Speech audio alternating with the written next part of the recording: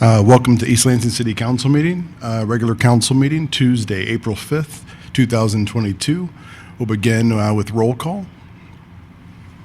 Councilmember Babcock. Present. Councilmember Brookover. Here. Councilmember Watson. Here. Mayor Pro Tem Gregg. Here. Mayor Bacon. Present. I'll look for a motion to approve the agenda. Mayor, I move that we approve the agenda with the following changes. That item 3.6 be placed on the business agenda.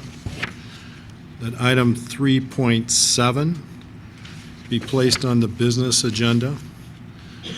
That the business agenda thereafter include a motion for reconsideration of our decision on 532 Ann Street from our last session, and that item 6 on the current agenda be relabeled as closed session, and then we add an item number 7 called adjournment. There's just a typo at the end of the agenda.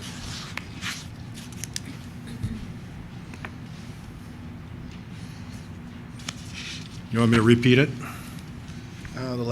Repeat the last two. You think I can count that high? Come on, man.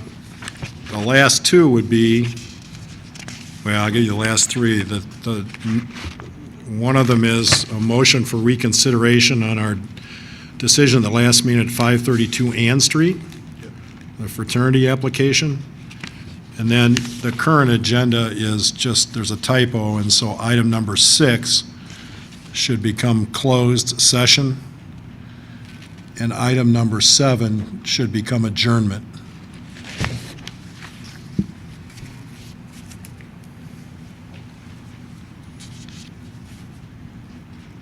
Councilmember Brookover, can you repeat the 532 part? I'm trying to follow what we're moving. I'm going to make a motion to reconsider the decision that we made at 532 Ann Street in the last meeting. Under the rules, if we want to reconsider that, a motion has to be made at this meeting. And I'm willing to do that so there can be a full complement of the council deciding on that. So moving forward, 3.6 would become item 5.4, 3.7, 5.5, 533 Ann Street, 5.6. Is that amendable to you, in that order? Yes, and then you still need to change those last two titles. With item 6 being the closed session and item 7 adjournment. All right. I'll look for a second with those changes. Second. All in favor? Aye. Oppose? Motion carries.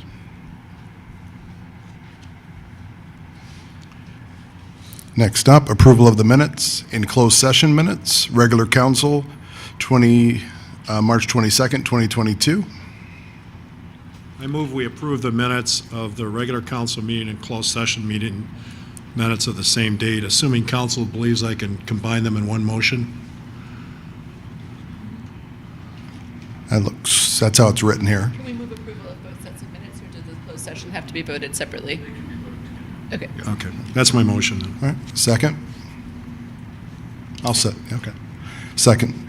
Moved by Councilperson Brookover, second by Councilperson Watson. All in favor? Aye. Aye. Any opposed? Motion carries. All written communication received by council will be posted to the online packet agenda if it's received before 4 p.m.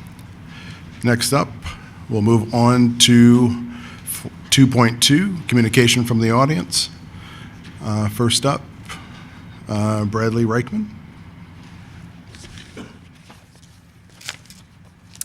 Thank you, Mr. Mayor, members of council.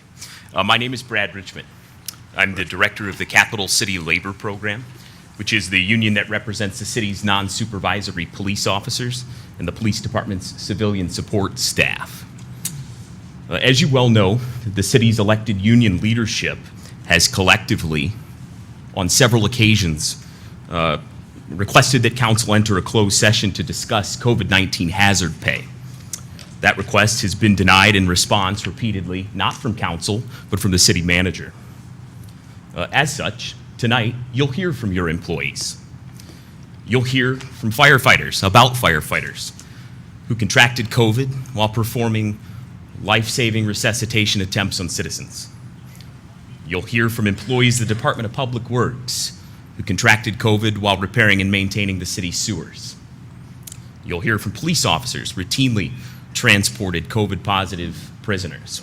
And you'll hear from librarians who risked contracting COVID by helping elderly citizens access a computer to complete their Social Security application. Despite hazard pay being one of the 4 expressly permissible uses of ARPA funds, the city intends not to use a single one of the $12 million to recognize the selfless sacrifice of these deserving employees. Instead, the city manager's recommended uses are myopic.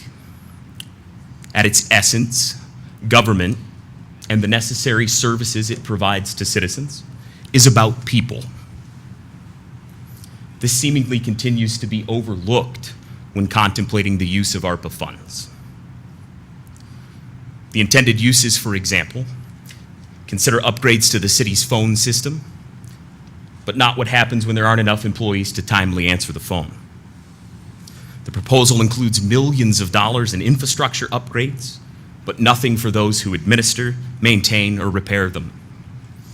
The city intends to use funds to make improvements to Fire Station Number 1, but not use them to attract or retain qualified professional firefighters. And while I acknowledge that the city has graciously extended retention bonuses to employees, central to recruitment and retention is that compensation is equitable and that it's competitive.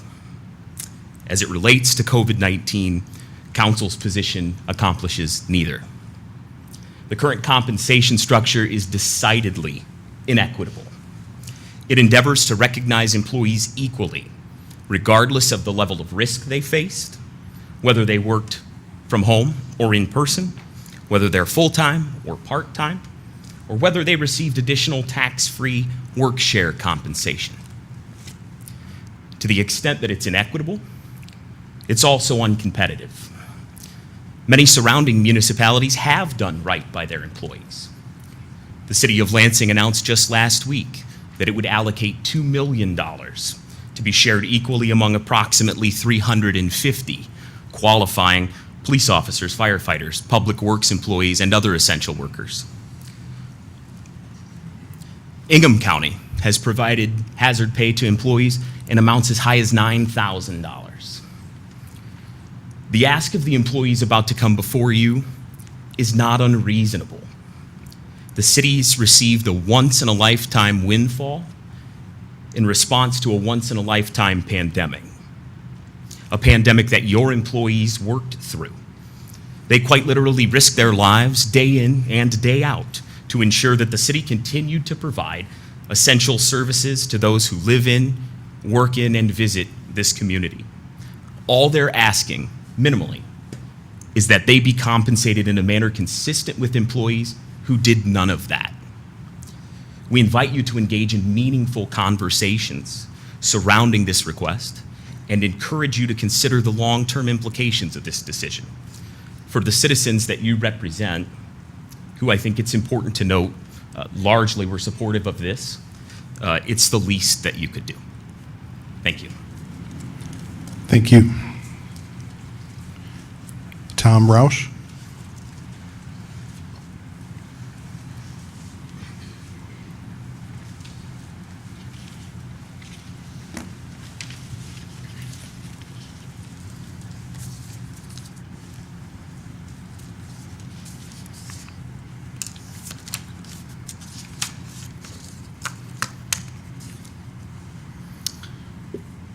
Members of City of East Lansing City Council, my name is Tom Rausch, and I'm the president of the East Lansing Firefighters Union.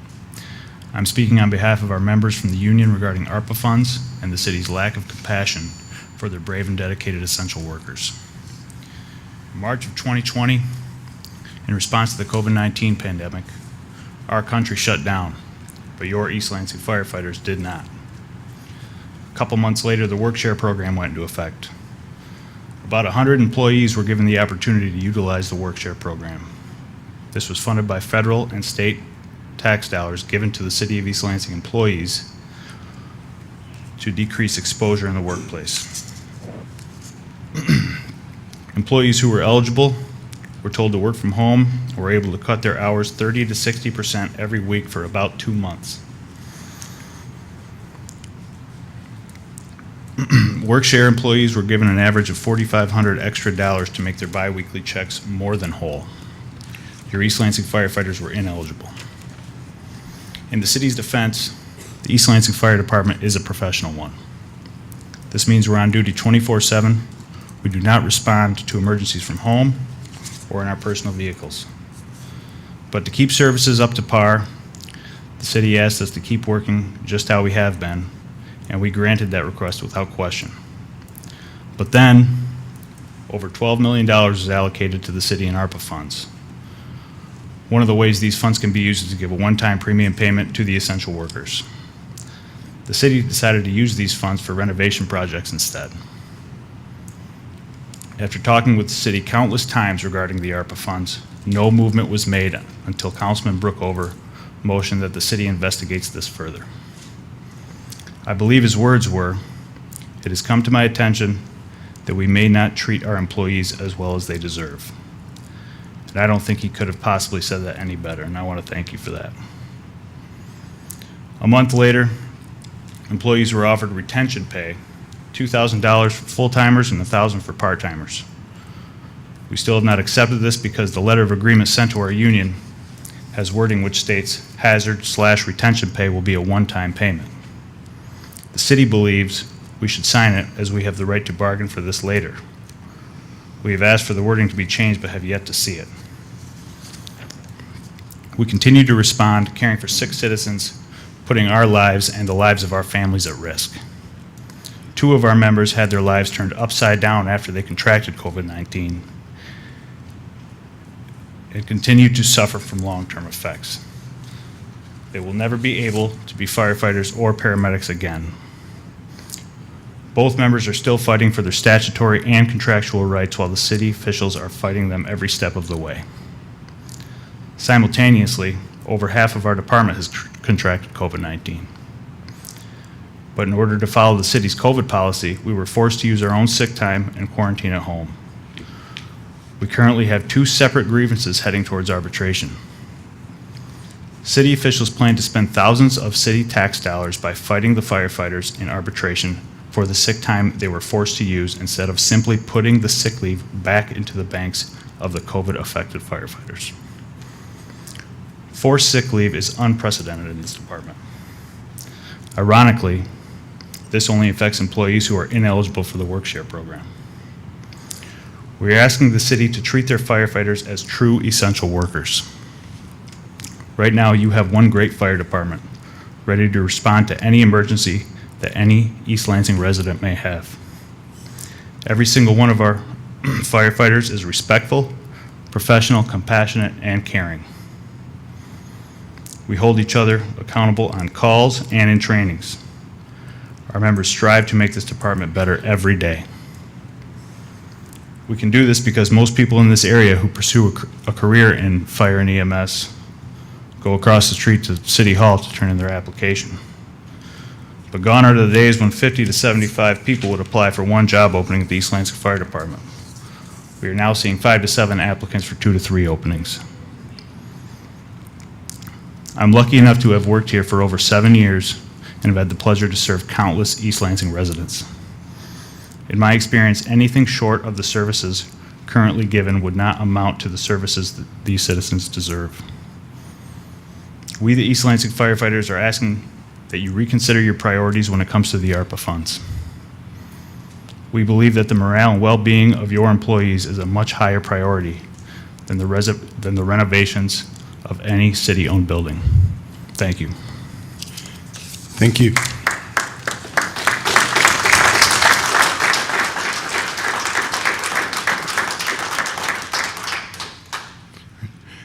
Ryan Coon?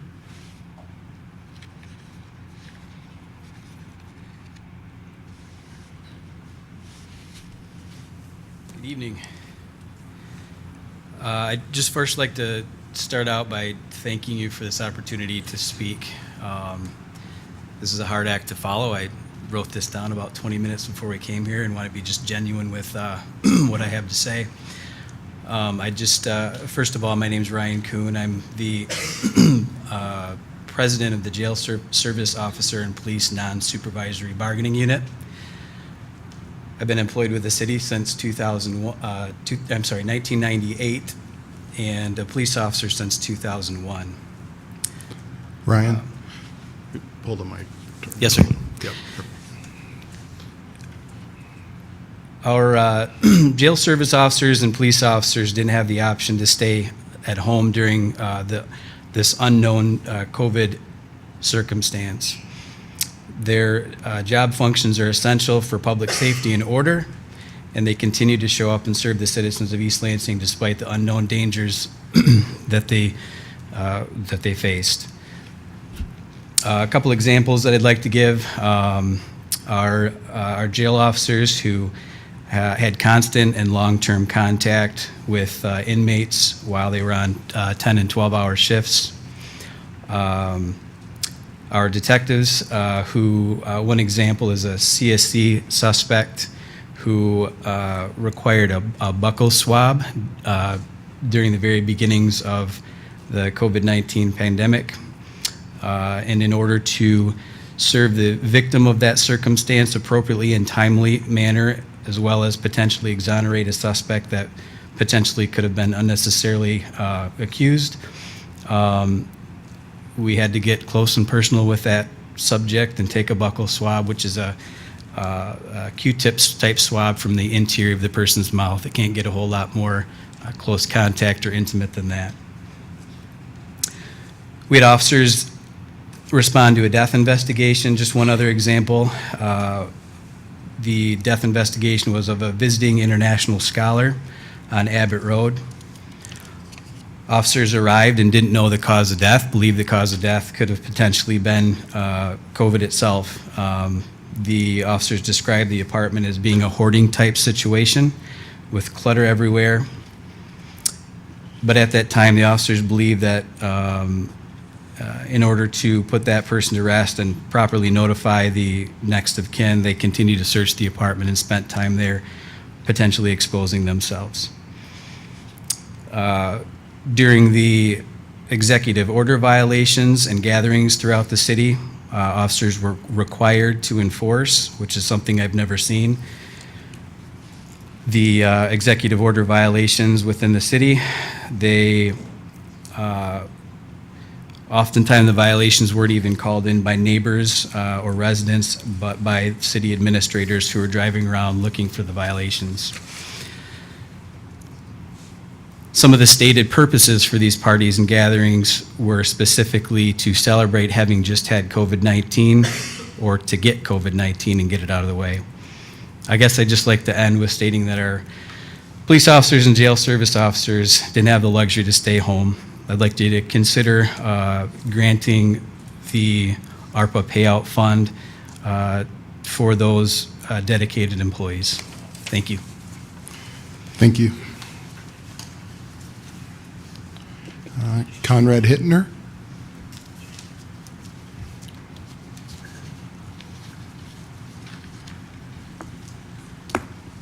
Mayor, council members, I'm here for the special use permit application issue, as well as the reconsideration of the Ann Street SUP. I don't know whether it's sensible to do this now or later. We'll put you at the end. Very good, thank you.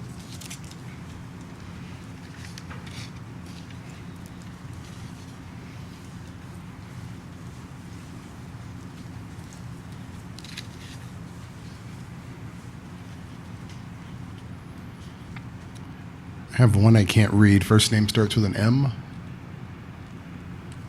Possibly Matt Lurch. That's me. That's on me. Thank you. My name is Matthew Lurch. I have been a parking and code enforcement officer with the city for the past 9 years. I represent the Police Support Services Unit for the East Lansing Police Department. I'm here today to advocate for all of the employees that have continued to work in person despite the elevated risk level of the past 2 years. While I have no unusual examples of employees contracting the virus, as members of the police department, we continued to work in person and engage in face-to-face contact with the public on a regular basis, and I do know that some of our employees were exposed and contracted the virus while at work. That is why I would ask that you join the rest of us for a discussion about allocating additional funds from the coronavirus relief money to those that have continued to work in person despite all of the risks involved. Thank you. Thank you.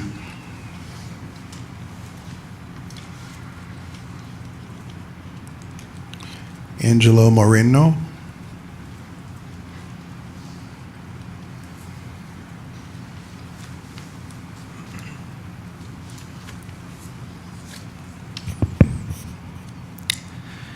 Greetings, Mayor Bacon, Councilpersons Watson, Babcock, Brookover, and Gregg. A few of you have met me, but for those who haven't, my name is Angelo, and I serve as the acting president of the Library Workers Union. I'm addressing you on behalf of a majority of my fellow workers. I am also a member of the Coalition of East Lansing Unions, and I speak in that capacity as an advocate for all of my fellow East Lansing workers who are here tonight. First and foremost, I want to say thank you to Mayor Bacon and Councilpersons Watson, Babcock, Brookover, and Gregg for offering the workers of East Lansing a retention bonus back at the start of the year. This offer shows that Council, on behalf of the voters and campaign donors of East Lansing, values the hard work and the effort of the people who, in our case, put books into the hands and the homes of the residents of East Lansing and provide excellent programming and customer service to all who walk through the doors of the library. For the last 2 years, we have worked hard to support literacy, lifelong learning, and enriching cultural experiences. We have been providing resources to this community that not everyone has access to, such as access to computers and the internet, along with personalized technology support. We provide a safe space for people to be, and we open this space to all people. We provide a safe and welcoming space for students and young people to come and just be themselves after school or otherwise. At the start of the pandemic, our frontline staff were coming to work in gloves and masks, quarantining books, and checking them in and out by the hundreds. In recent times, we have become a hub for take-home COVID tests, and some members of the public have even come directly to the desk to ask for a test, even though they're not supposed to. Some of our staff are immunocompromised, and some have immunocompromised household members. Some of our staff contracted COVID. We did our very, very best to keep each other safe, but the fact remains that for most of these last 2 years, our doors were wide open to the public to come and go. We have done all of this, even at risk to our health and safety amidst the global pandemic. Each and every single one of us is proud to offer these services to the residents of East Lansing, and each and every single one of us is proud to work for one of the most consistently popular institutions in this country, which is the public library. We are also proud to work alongside dozens of other city workers who provide much needed and indeed essential services to the people of East Lansing. As a coalition of city workers, on multiple different occasions we have sent a formal invitation to Mayor Bacon, Councilpersons Watson, Babcock, Brookover, and Gregg to meet with us to discuss our experiences working during the pandemic and to consider offering an appropriate hazard pay in recognition of the unprecedented health risks we took and indeed continue to take in service of the people of East Lansing. Eventually, we received a response not from you all, but from the city manager. In the response, he informed us that the council will not accept the invitation to meet with us all together to discuss these experiences and consider an appropriate hazard pay, and that such a discussion is best done separately during contract bargaining. This is a shame, as we were hoping that such a meeting would be a fruitful, productive, and appropriate, and it would mark a welcome new pattern of meeting face-to-face directly with the elected representatives of the people of East Lansing in order to discuss working conditions here in the city. This is why many of us are here tonight, to share our words with the public. On behalf of my fellow workers, I humbly ask the public to advocate for a just and appropriate hazard pay to the people who have worked so hard during the past couple of years to put books into your homes, and to provide excellent and enriching cultural programming for all ages. I ask that the public advocate the same for all of my fellow workers who are here tonight. Let me be very clear about something. I do not ask for this coming from a place of resentment or bitterness. Rather, I ask this out of a healthy sense of value and dignity towards my fellow workers. And I trust that this sentiment resonates with many. Thank you. One moment. One question. Councilperson Watson. Thank you. I was just wondering, cattle staff, did they receive bonuses? Are you aware of? I'm not aware. what I'm they're- sorry. okay. I wish I could answer that question That's for right. you. Thank you. Nathan Isadora. I murdered that. It's Isadorek. I was close. You're close. Good evening, Council. My name is Nathan Zadarek. I am a resident of East Lansing. An employee of 3 years now. I do the housing inspections. And I represent a union here, UAW workers at City Hall, the wastewater treatment plant, and some people are at DPW and some over at parking. I want to talk about the WorkShare program. For those who aren't familiar, back in June 1st, 2020, a notice went out to the community and to some employees that for the next 8 weeks, 97 employees would be working 50% of the time. In turn, this would save the city $317,000.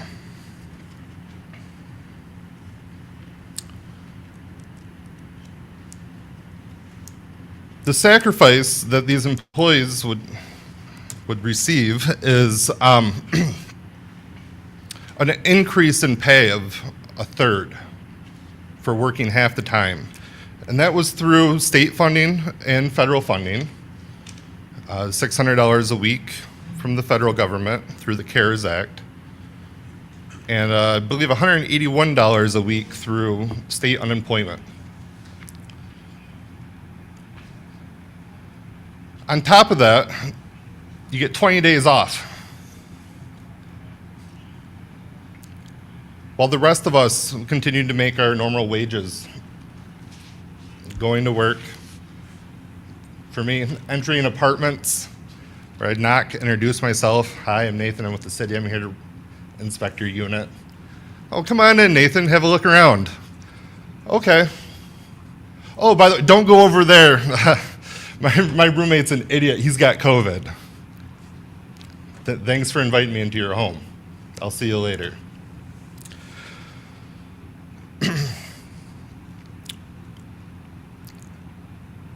About a year ago, through the ARPA funds, the city receives $12 million.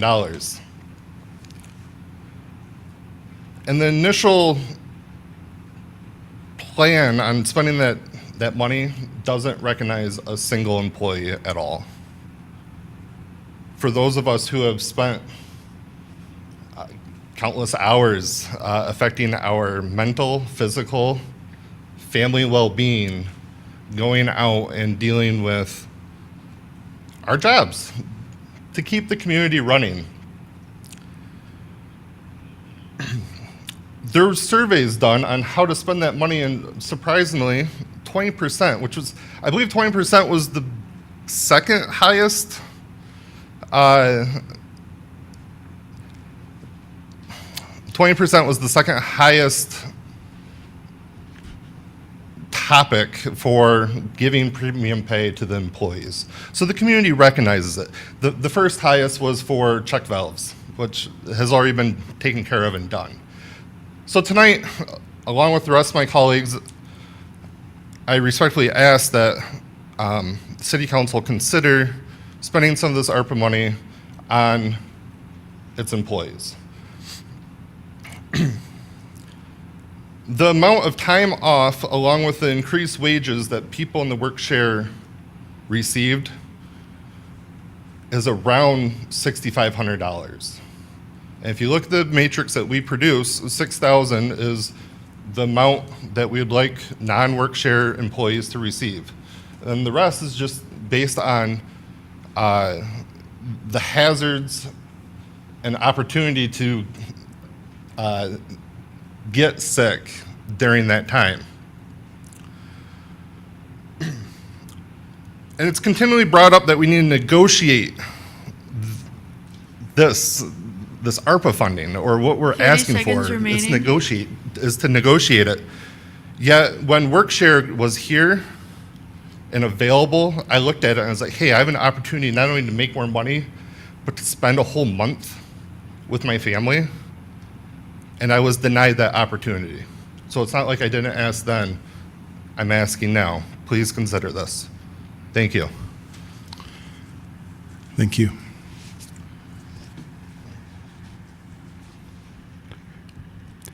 Any other comments or on this subject specifically?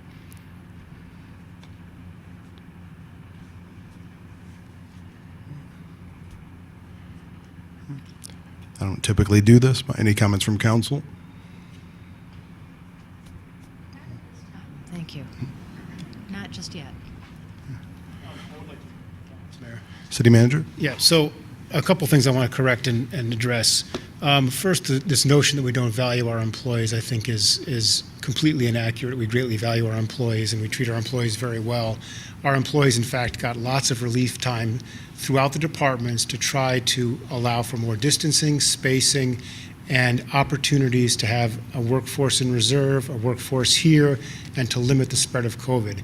And people who are here working, I know in police, in particular, fire and other departments had many hours of release time that was compensated time.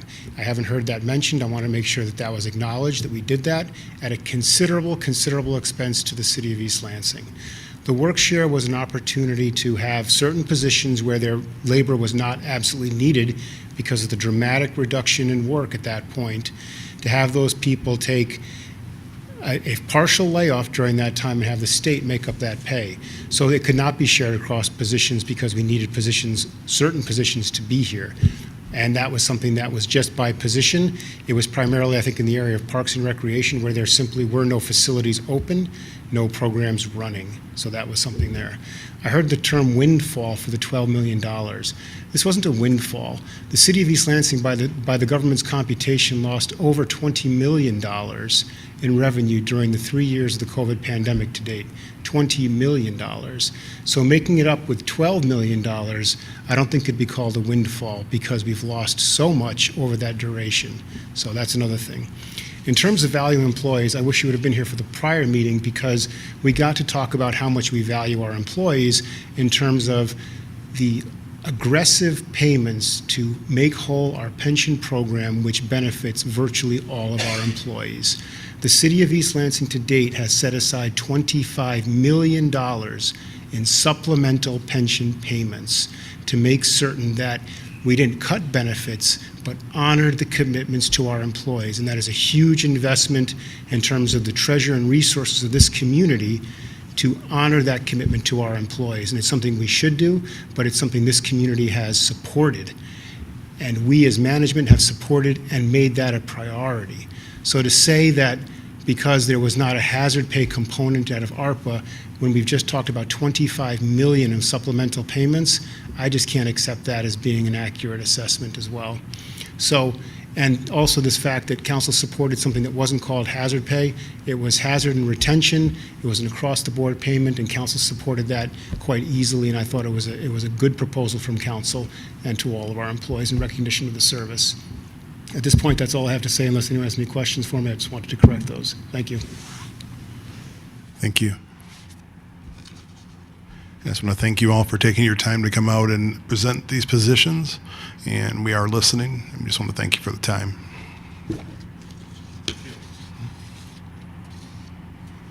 Conrad, you're back up.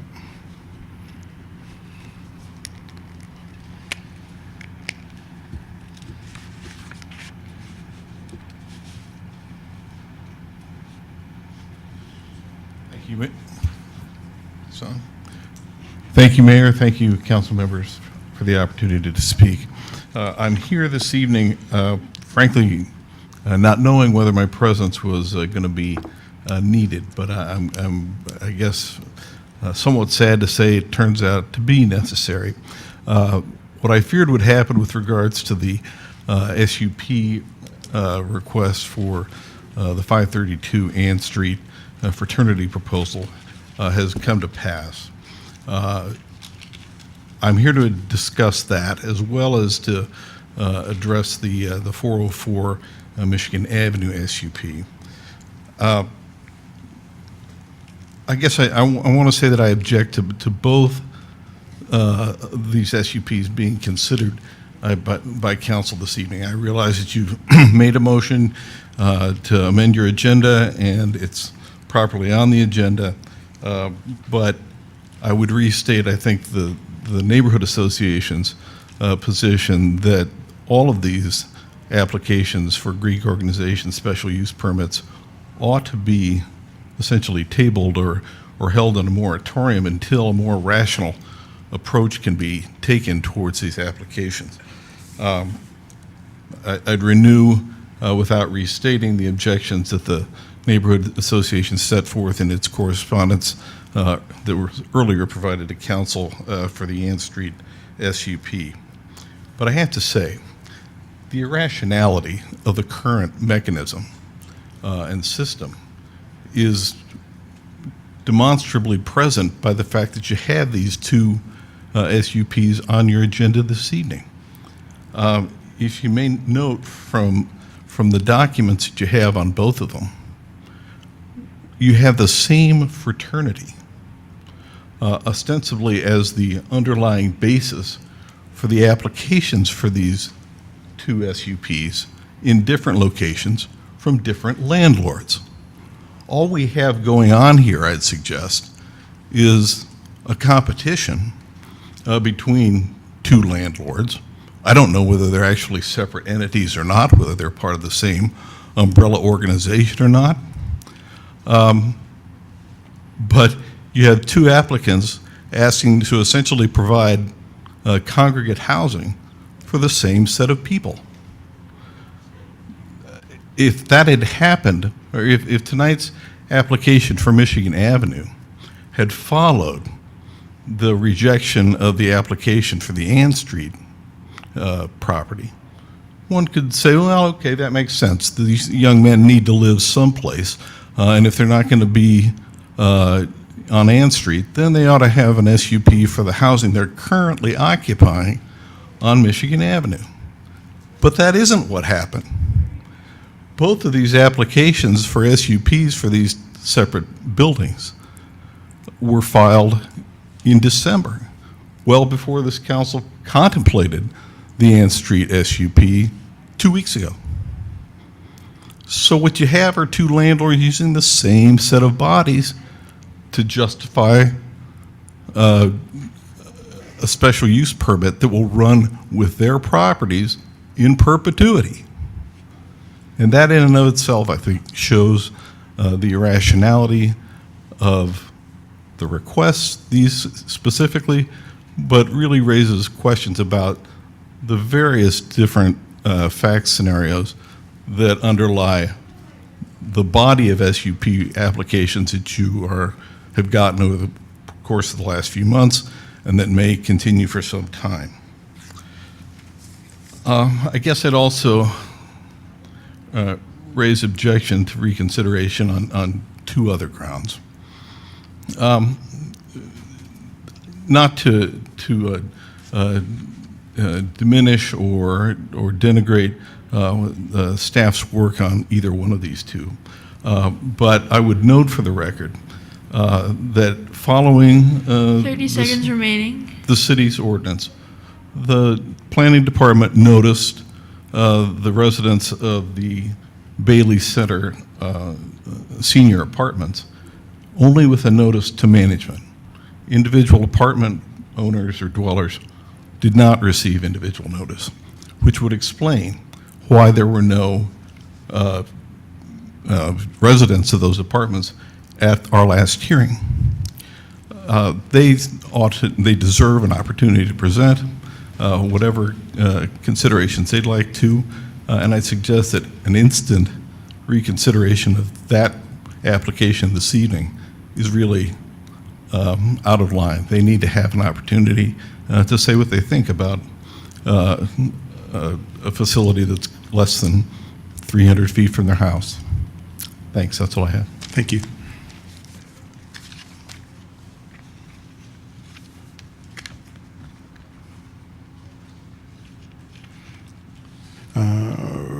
Robert, I think it's McCarthy. Yes, that's correct.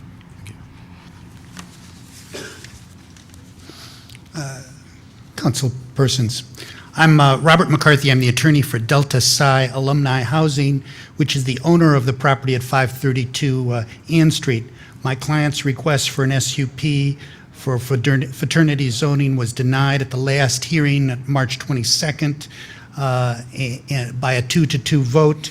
And I want to thank Councilman Brookover for his intention to renew that. Councilperson Brookover in East Lansing, Mr. McCarthy. Excuse me, Councilperson. For his intention to reopen that vote. And I've submitted letters both to Councilperson Brookover and Councilperson Babcock, which I believe are part of the packets that are in front of you that explain in detail my position. I'm not going to go through each of those issues at this time, but I would like to hit a few highlights, and if there's questions, I'd be more than happy to address those. The property at 532 Ann Street is zoned for 15 residents and will be occupied by potentially 15 MSU students, regardless of whether the SUP is granted or not. But if the SUP is granted, the location there will be subject to more restrictions than a location would be if it did not have fraternity involvement. The Interfraternity and Pan-Hellenic Council's special event policy, which is attached to my letters, requires sober monitors at each social event or each event that has alcohol at it. And it permits unannounced walkthroughs by Interfraternity Council officers, and they're permitted to even shut down events. And similarly, the fraternity itself has a code of conduct which provides for similar types of enforcement, including suspension of members and suspension of chapters. And those things would just not be available if this if this property were just 15 MSU students as opposed to fraternity members. In addition to that, the building owner has retained the services of a local management company, an agent, Renaissance Property Management, which will assist in alleviating and policing the problem of litter and noise issues and ordinance related issues that were raised at the last hearing. In addition to that, something I didn't know when the letters were prepared that were given to you is that a local sorority has been contacted about food preparation, and that sorority has in the past allowed other people to join its food plan and have food on a takeout basis, so the fraternity members could join that sorority's food plan, and that will alleviate some of the problems that were raised at the last hearing about having 15 members use one kitchen, and I think that goes a long way towards addressing that issue. In addition to that, at the last hearing, it was not known to my client anyway that the 532 Ann Street was in fact used as a fraternity from at least 1991 through 1995, and the pictures attached to my letter show that in 1995 that particular home had Greek letters on it and was used for that purpose. My client is sincere in its efforts to try to be good neighbors with both the Bailey community area and the city as a whole, and the immediate neighborhood surrounding 532 30 seconds remaining. is overwhelmingly student rentals, and I would ask that the zoning be granted to my client, and thank you for your time and consideration of this matter. Thank you. Is there anyone in the online queue?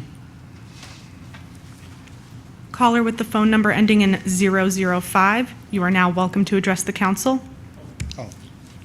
That's okay. We'll take you after our online. Yeah, go next.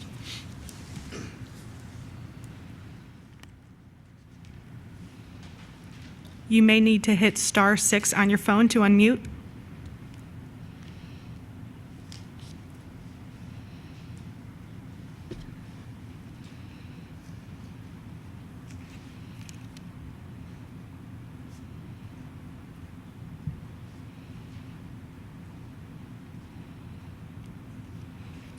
Caller with the phone number ending in 005, you are now welcome to address the council. You may need to click *6 on your phone to unmute.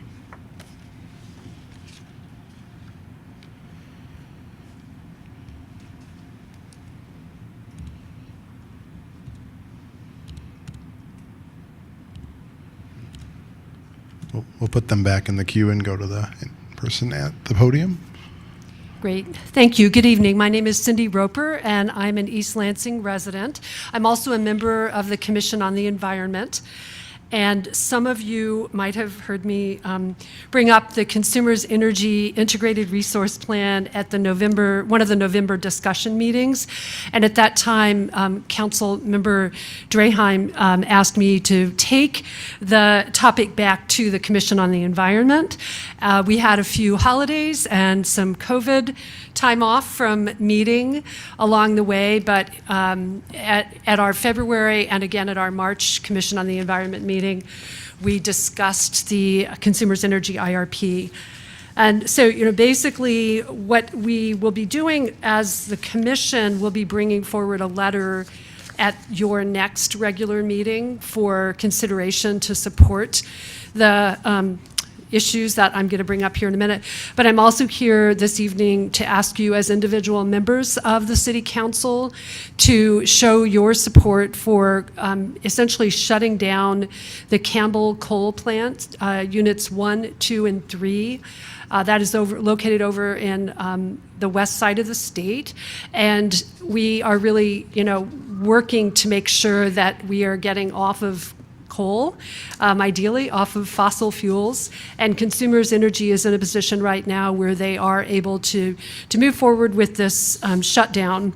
I was not on the Commission on the Environment when the City Council passed Policy Resolution 2020-1, and one of the points in that policy resolution is that the City of East Lansing will encourage our utility providers to accelerate their own 100% clean energy goals to align more closely with the city's goals.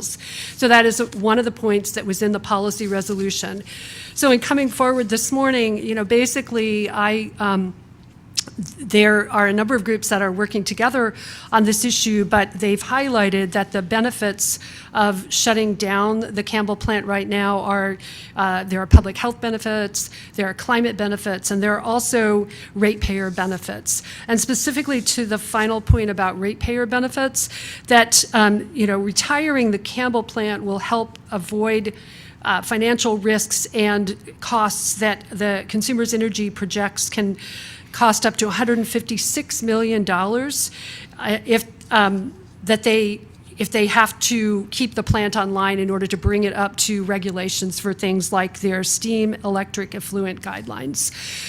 So to replace whatever shortfalls might happen, the proposal, and this is happening through a Michigan Public Service Commission docket right now for Consumers Energy's long-term energy plan. That's what the integrated resource plan is. And that basically Consumers Energy would be able to purchase generation capacity from the market in this scenario. So where there are shortfalls that are projected in 2025 and in the early 2030s, to be able to buy it from the market so that they're not continuing their reliance on the coal plants, the Campbell coal plants. So I believe you might have a copy of the letter in front of you in your packet, and I would ask that each of you take a moment to look at that and to consider whether or not you're willing to put your name on a letter that would then be submitted to the Michigan Public Service Commission. In the past, both Mayor Byer and Mayor Meadows have signed on to similar efforts around DTE. And now we have Consumers Energy that's before us, and that is more in our service area and more aligned with what we are doing as a community to make sure that we're eliminating our reliance on coal plants. So that's what I have to say this evening, and I appreciate the opportunity to speak with you again. Thank you. Before I move to the online, anyone else in-person comments? Caller with the phone number ending in 536, you are now welcome to address the council.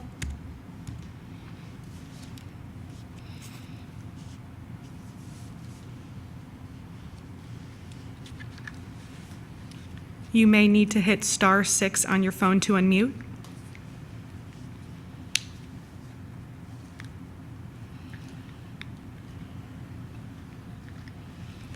Caller with the phone number ending in 536, you are welcome to address the council, or you may say pass.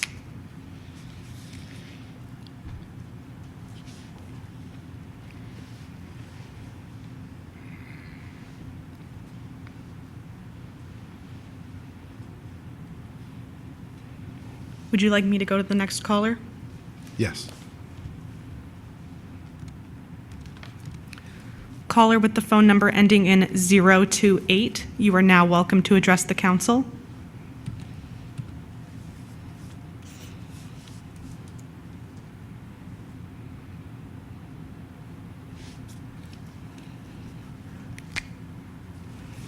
You may need to hit *6 on your phone to unmute.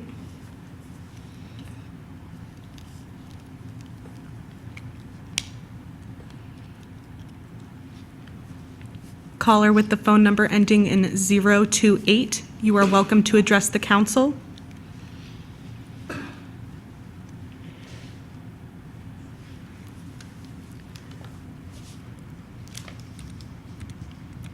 We have two other callers on the line. Paul Schultz, you are now welcome to address the council.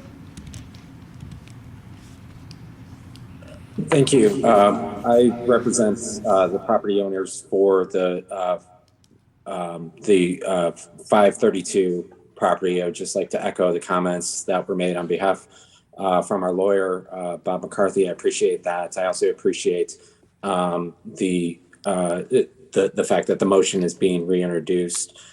Just want to address a couple of things that had come up too as well. In terms of the question about two different motions that are coming up today about 404 and the 532. We represent 532. We have no affiliation with CRMC, which I believe is the entity that's making the request for the 404 property, nor were we asked for feedback or involved in the application process for that property itself. That was, I can't speak on CRMC's behalf, but that is their business decision. We own the property at 532, and we have the relationship with the chapter in East Lansing for Kappa Sigma. In addition, the exemption application that is pending with Michigan State that we have is for the 532 property. And as far as we're aware, I believe we got confirmation on this, a fraternity can only ask for exemption status with the university for one property as well. After the last meeting, we appreciated the comments from the Bailey Community Association. The following day, we reached out to the Bailey Community Association, regardless of the outcome of tonight's vote. We are sincere about are wanting to have a dialogue with how we can be good neighbors. We do have levers where we can institute different types of controls regarding litter and noise, and put that into the lease agreement as well. On that invitation is still remains regardless of the outcome of tonight's vote. Those are all my comments. Thank you. Thank you. Renaissance Property Management, you are now welcome to address the council.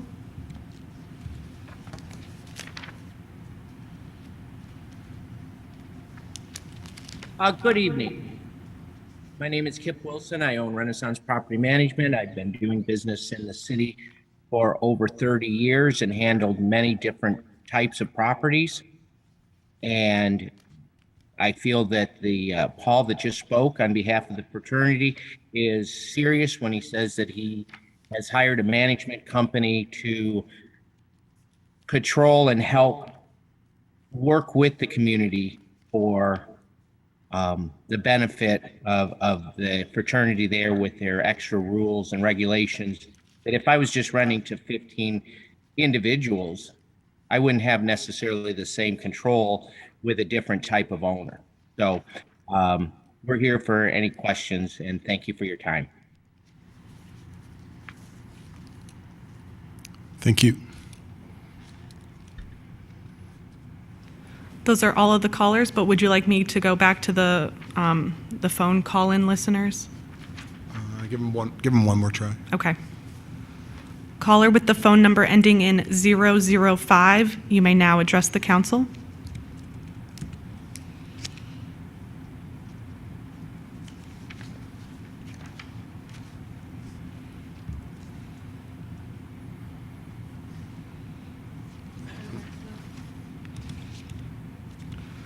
Caller with the phone number ending in 536, you are now welcome to address the council.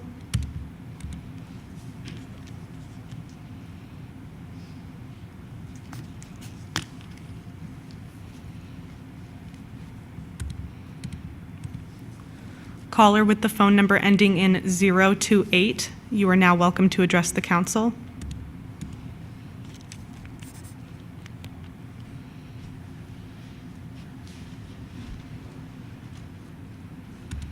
All clear. Those are all of the callers we have on the line. Thank you. Next up, item 2.3, communication from council. Councilperson Brookover. No, thank you, Mayor. Councilperson Babcock. Yes, thank you. I would, oh, that was louder than I expected, sorry. I would like to call council members' attention to the letter that Ms. Roper discussed. I placed paper copies on your desk and emailed you this afternoon. I have copies also for the clerk.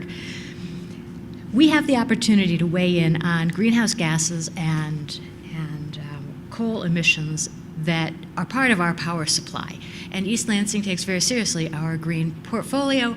Council has been dedicated to this for decades, as has city staff. We have an exceptional environmental commissioner, and his predecessor is one of my favorite of all the city employees. Very, very knowledgeable and very, very thorough. So one of your favorite fellow council members was behind creating the IRP and the 2008 Energy Act. But we won't name names. And the reason that was part of that Energy Act was that it gave people the opportunity to weigh into the Public Service Commission. And I also know from having worked at the Public Service Commission that these comments really matter. No matter what you say, they really matter, because it's rare that people take the initiative to address what's in their power supply and how they get it. Ms. Roper did an exceptional job of outlining why each of us may want to be individual signatories. It is my hope that we will have a resolution come before the council on the 19th. As she mentioned, we are up against a bunch of conflicting deadlines. Ms. Roper came here presciently in November to address it. She was advised to go to the Commission on the Environment, which was convenient because she is, in fact, on the Commission on the Environment. Commission on the Environment met in December, but January and February, the meetings coincide with holidays. We also had COVID in the middle there. At the last meeting, which I was able to attend last month, Darrell Slaughter came in and discussed this, and members of the Commission on the Environment were generally in agreement, but they had not yet drafted the letter. So to avoid violating the Open Meetings Act, Ms. Roper has the letter, but they will take it up at their next meeting. So they don't have anything for us to vote on as a commission at this time. However, we can individually sign this letter, and I would also hope that we take it up as a resolution. But there's one last catch with the deadlines. We don't know when the Michigan Public Service Commission is going to act, so timing is of the essence if we want to weigh in. So we can weigh in as individuals, and in using the belt and suspenders approach, we can also weigh in as a council in a few weeks. Any questions? Less coal over our lakes can't hurt. Also, we can't really change our energy supply if we keep doing the same thing we've been doing time and again. That's true of anything in life. Anytime you want to make a change, you have to actually pivot. And I know Councilmember Gregg does not like that word, but you actually have to change. And this is our opportunity to change, to actually do what we value. So, having not run out of breath, I would respectfully remind members of the community that we are taking applications for the 2020 Crystal Awards. It's part of my City Council portfolio to help with the Crystal Awards. We have a winner who has addressed us this evening, Mr. Conrad Hittner, and we also have a winner on the City Council, Ms. Gregg. Anyone you think has really contributed in a way that benefits the quality of life in East Lansing, an exceptional individual, which is pretty much all 48,000 of us, please contribute. Please nominate someone who you know who is deserving of this award. Thank you very much. Thank you. Councilperson Watson. Mayor Pro Tem Gregg. I want to, I don't have a succinct answer for our city employees, and I missed my opportunity to speak while they were still in the room. They hit us with a lot of information, and it takes a little bit of time for that to sink in and process. I was particularly hit by Angelo from the library's comment that having access to council members would represent a new direction in the city. I do feel that pretty strongly. I also do everything that I can to make myself accessible to whoever wants to talk to me, but especially our employees. I have attended one of our employee union meetings. I'm open to doing that for additional people if I'm invited. I think that we're in a culture right now where phone calls are scary, and even though I give my phone number out willy-nilly, I get very few calls. I can assure you that if I am too busy to talk to you, I will not pick up the phone. So that is I also don't have my city phone number memorized, so you'll have to email me to get my phone number so that you can call me. But I am delighted to talk to anybody or groups of anybody's at any time. I don't want it to appear that we are insensitive to listening to our employees. Technically, I also want to point out that we only have 2 employees, and they're sitting here at the table with us. So we also, of course, work with all of the other city employees, but we don't have oversight of them or their contracts. But there's legal reasons why it's difficult to call a closed session for multiple unions for multiple contracts, which is the reason that we have not taken them up on that invitation. It's also really not our place to be monkeying around with contracts. That's why we hire our manager and why we have a city manager form of government. However, whenever I get feedback from any of our employees, I do relay that to Mr. Lahanas, and we've had several feisty conversations about it, I would say, and likely to have more in the future. So please don't feel that you can't have access to me specifically. I don't want to volunteer any other council members, but I am happy to talk to anyone at any time, regardless of whether that might be an enjoyable or difficult conversation. So back to you. Thank you. Yeah, I'll just add a little color to that as well. I never want to do anything that puts my thumb on the scale, particularly when people are in the midst of bargaining on any way, shape, or form, positive or negative, because I know that can be a detriment, and I'm going to be big on unintended consequences sometimes when you attempt to put your finger on the scale. I think we're seeing that a little bit with fraternity houses. Next up, recently did a photo shoot with our crew out at the Aquatic Center. Looking forward to the Aquatic Center reopening this year. I did see some messaging around need for lifeguards. Really, none of this goes if we don't have lifeguards, so some people need to dust off their trunks. If you still fit them post-pandemic, please put them back on and come out and be a lifeguard at the Aquatic Center this summer. Just to reiterate, for the public, in the next 5 weeks, including tonight, will be the budget sessions. We'll look forward to any input from individuals from the public via email, public comment, or any other way, phone call to Council or Mayor Pro Tem Gregg's phone regarding the budget or anything else around that. We just look forward to input from the public on the budget. And as I said in the earlier session, it's really our primary and most important duty is to get the budget right and reflect our core values as a community within our budget.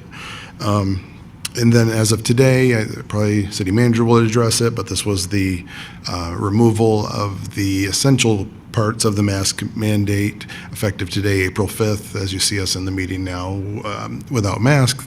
Obviously, that's a choice in the city. Meetings or otherwise, feel free to remain masked whenever necessary, and also be respectful of people's space and distancing out of respect for people who are immune compromised or otherwise not comfortable with inappropriate spacing or unmasking just yet. So let's be good partners in that and work together on that front.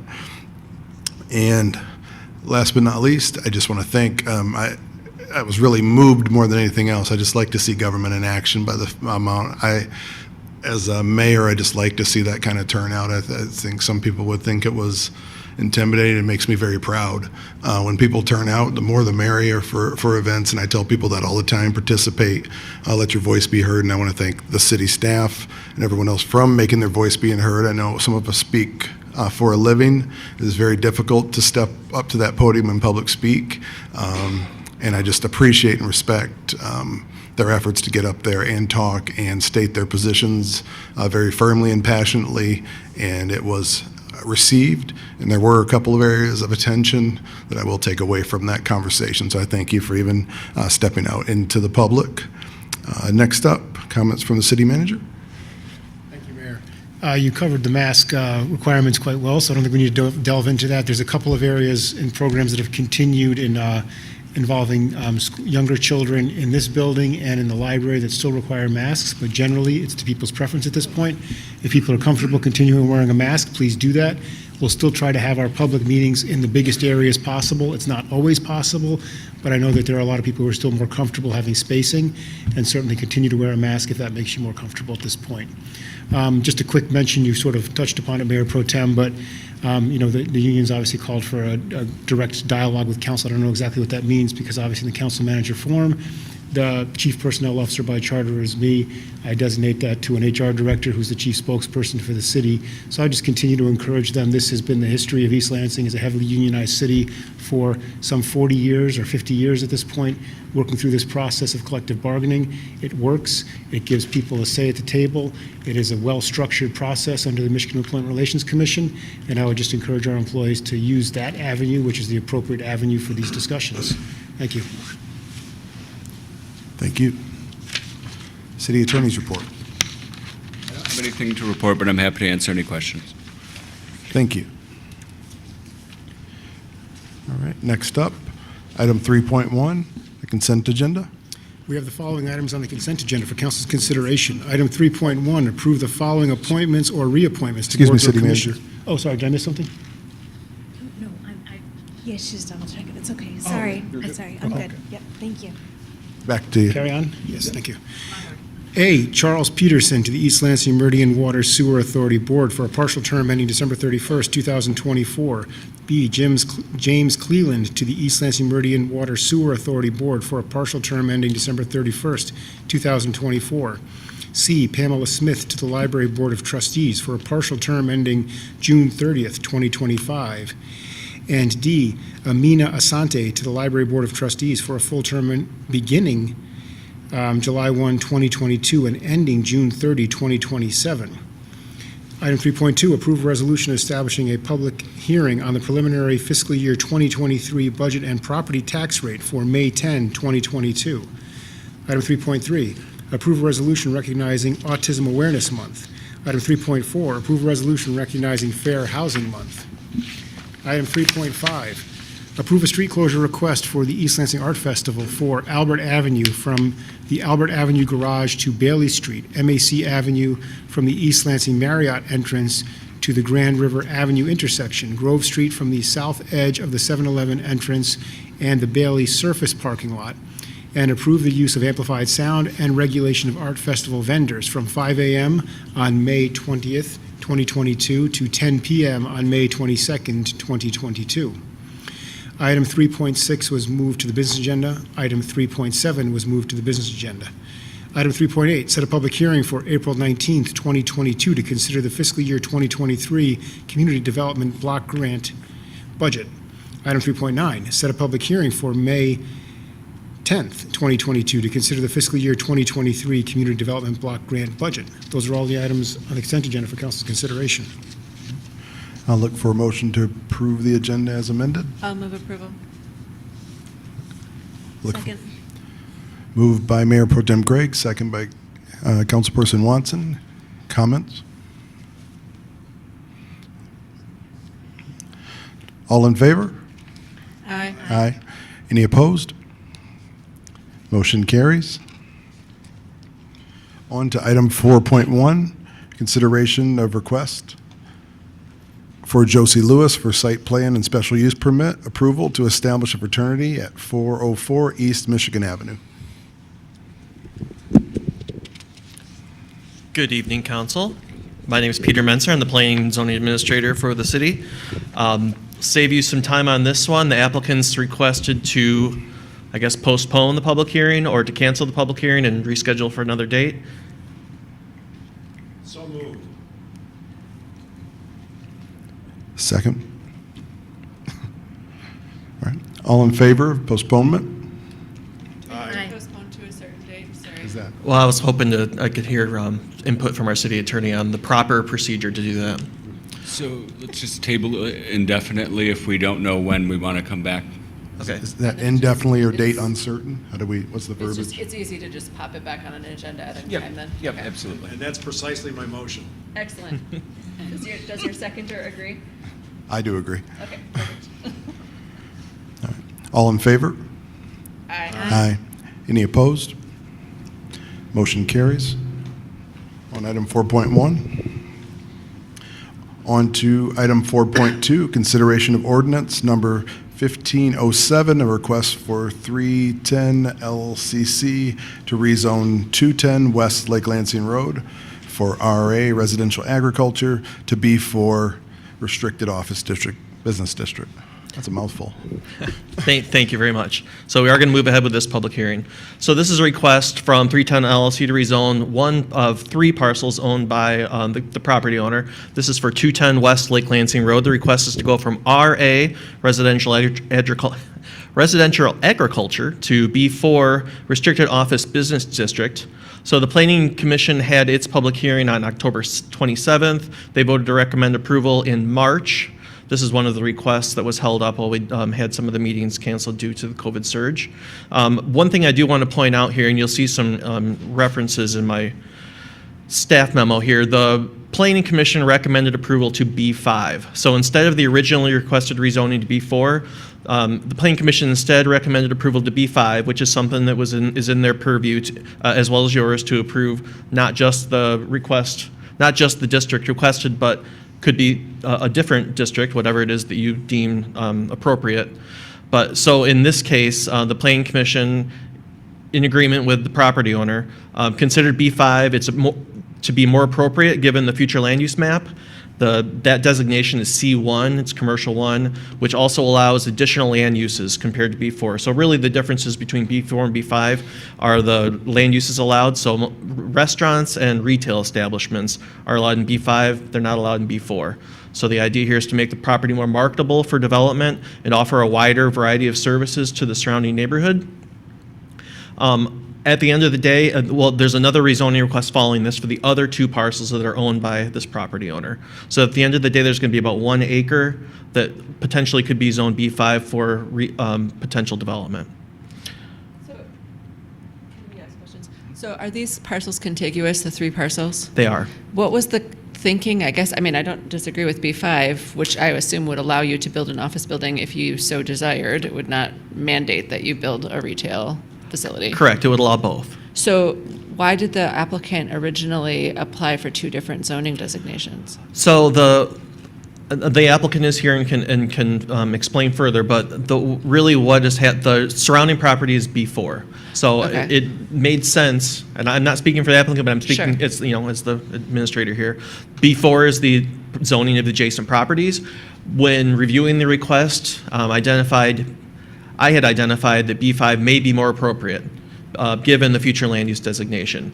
And so and Planning Commission agreed. Okay. They said that this B5 instead would allow this greater breadth of land uses allowed, and said that we will consider B5. On the heels of that, the applicant filed the rezoning for the other two parcels to go from B4, which they are currently zoned, to B5, so that at the end of this process, potentially, there would be 3 parcels all zoned B5 that could be potentially marketed for redevelopment, or Got it. development in most cases. Got it. That explains my major question. Thank you.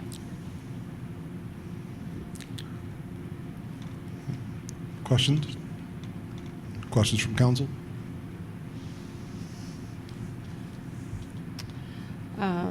If nobody else has anything to say, I can make a motion. Correct me if I'm wrong, Mr. Menser, but the motion should be amended to be B5 if that's the... So the motion is actually for B5. Oh, okay. I just found it. Yes. Okay. So if there's no further discussion, or I guess you can discuss it after I move it, I'm going to move approval to adopt ordinance number 1507, a request to amend the zoning use district map of Chapter 50 of the Code of the City of East Lansing to rezone 1.36 acre parcel located at 210, let's just rezone somebody else's property there, West Lake Lansing Road, skipping the parcel number, from residential agricultural to B5 community retail sales business district. I will read the parcel if I have to, but I'd rather not. Oh, was there a public hearing? I don't think that, no, you did not open the public hearing. Oh, so we have to open the public hearing? Typically, that's the way it would go. Yeah, Okay. My explanation, we'd open the public hearing, I there will may be comments. reserve my motion until after the public hearing. All right. Public hearing's open. The floor is open to the public.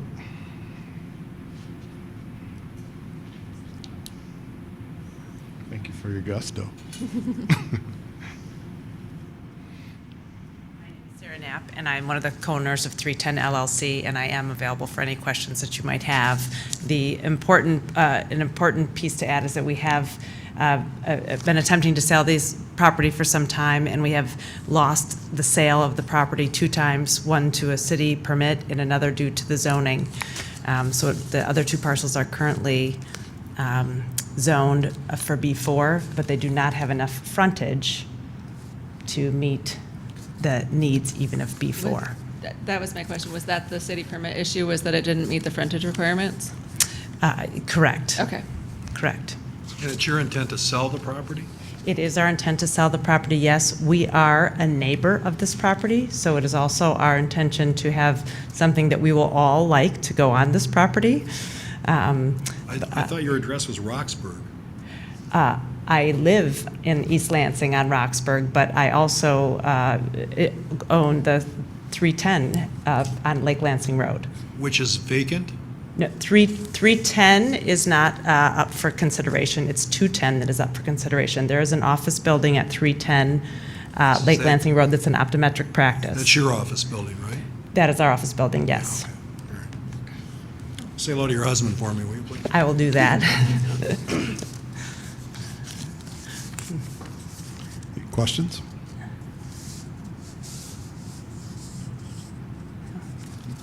Thank you. Thank you.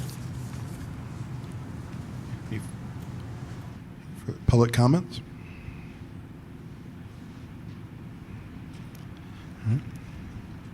Once.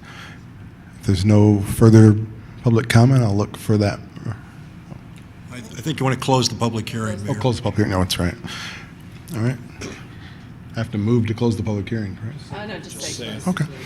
Oh, okay. Public hearing's closed. I restate my previous motion. All right. Stating previous motion, I'll look for a second. Second. Council, do we need a motion to suspend the rules and vote tonight? I thought this was usually a two-meeting process.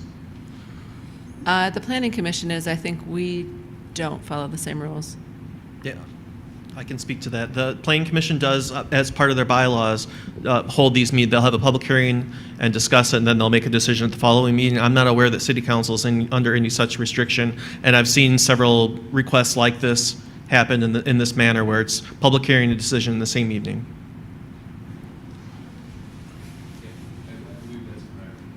Agenda does note that this will be considered this evening. All right. So can we vote here? Any further discussion? Further discussion? We do still have 3 callers on the line. I'm not sure if anyone's here to speak on this item necessarily, but would you like me to call on the callers online? Yeah, let's give them a shot. Okay. Caller with the phone number ending in 536, you are now welcome to address the council. Close the public hearing.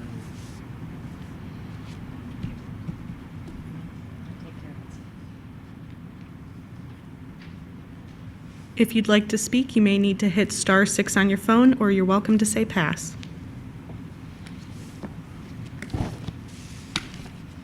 Nicole, are these the same 3 callers that we've been calling on? We can move through them fairly quickly then. We do probably. have Paul Schultz and Renaissance Property Management. I believe they are here for the 532 property. I mean, give them an opportunity to speak, just, I think, is Sure. fine, but if it's the same 3 that we've been trying, we can move through them fairly quickly. We just had one phone caller. Paul Schultz, you are now welcome to address the council if you'd like to. He already talked to us. No, he's been through already. Yeah, I only have comments on, for 532.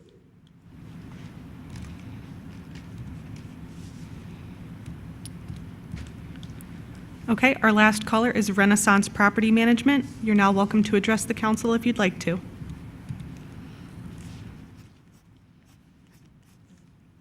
No, I don't have anything to comment on this item. Those are all the callers we have on the line. Thank you. Thank you. All right, all in favor? Aye. Aye. Any opposed? Motion carries. I think we're all a little fried. I'm gonna pause here for a break.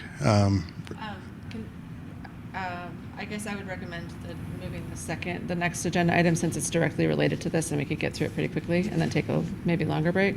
You're the mayor, though. No, I want to get through this because I think everyone's brains are starting to fry out. Let's see, maybe just mine. Let's move forward here. Item 4.3. Thank you very much. So this is a public hearing for the other 2 parcels, 218-224 Westlake Lansing Road. This is a request to go from B4 to B5. So this is immediately adjacent to the parcel that was just approved to rezoning. For all the same reasons, the Planning Commission recommended approval at its meeting in March. And don't think there's anything else to add on this one. If you have any questions, obviously the property owner's here, and I'm here as well. Open the public hearing. Yep, I got it this time. Let's do it right this time. We had practice. Yeah. Public hearing's open. Is there any public comment?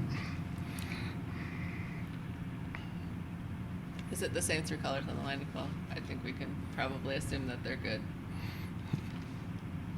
I don't know. Up to you. If you want to go through. I think I'm good on that for now. All right, going once, twice on public comment. All right. At this time, I'll close the public hearing. And We approve the request to rezone, consideration of ordinance 1509, a request to rezone 218 and 224 Westlake Lansing Road from B4 Restricted Office Business District to B5 excuse me, Community Retail Sales Business District. Second. moved by Councilperson Brookover, second by Mayor Pro Tem Gregg. All in favor? Aye. Any opposed? All Motion carries. Now, we'll have the break. Sorry, boss, you're on. No, good, we got it going. We're going to take a little bit of extra break here. We'll return at 9.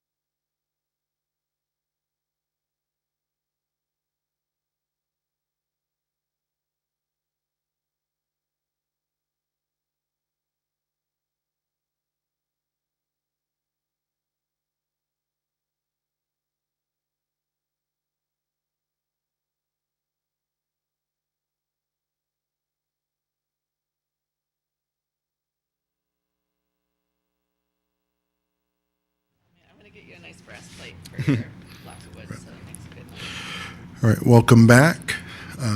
We're now on to the business agenda. On to item 5.1, consideration of ordinance number 1510 and policy resolution 2021-18 to establish new regulatory requirements and administrative procedures for operating mobile food vending units in the city of East Lansing.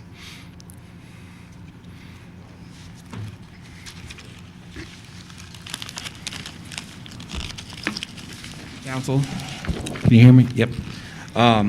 Good evening. My name is Adam Cummins, Community and Economic Development Administrator. Before you tonight is consideration of Ordinance 1510 and Policy Resolution 2021-18. These will establish new regulatory requirements and administrative procedures for food trucks. I'm going to just give you guys kind of a brief history background of how this all came to be, if you will. So, a little background. As we all know, COVID-19 really has impacted consumer behaviors. During the height of the pandemic, everyone was really focused on getting outdoors, staying outdoors. And so that's one of the reasons this is before you tonight. Excuse me. Also, a lack of licensed food trucks operating in the city of East Lansing. Parks and Rec, the advisory committee, they began an effort to get food trucks in the parks. Then there was a neighborhood association block party permit that was approved in September of 2021. And then the food trucks really align with our place-based economic development strategies, and just providing and increasing more economic opportunities for the community and provide some access to fresh food options. So that is why we have drafted this ordinance and policy resolution.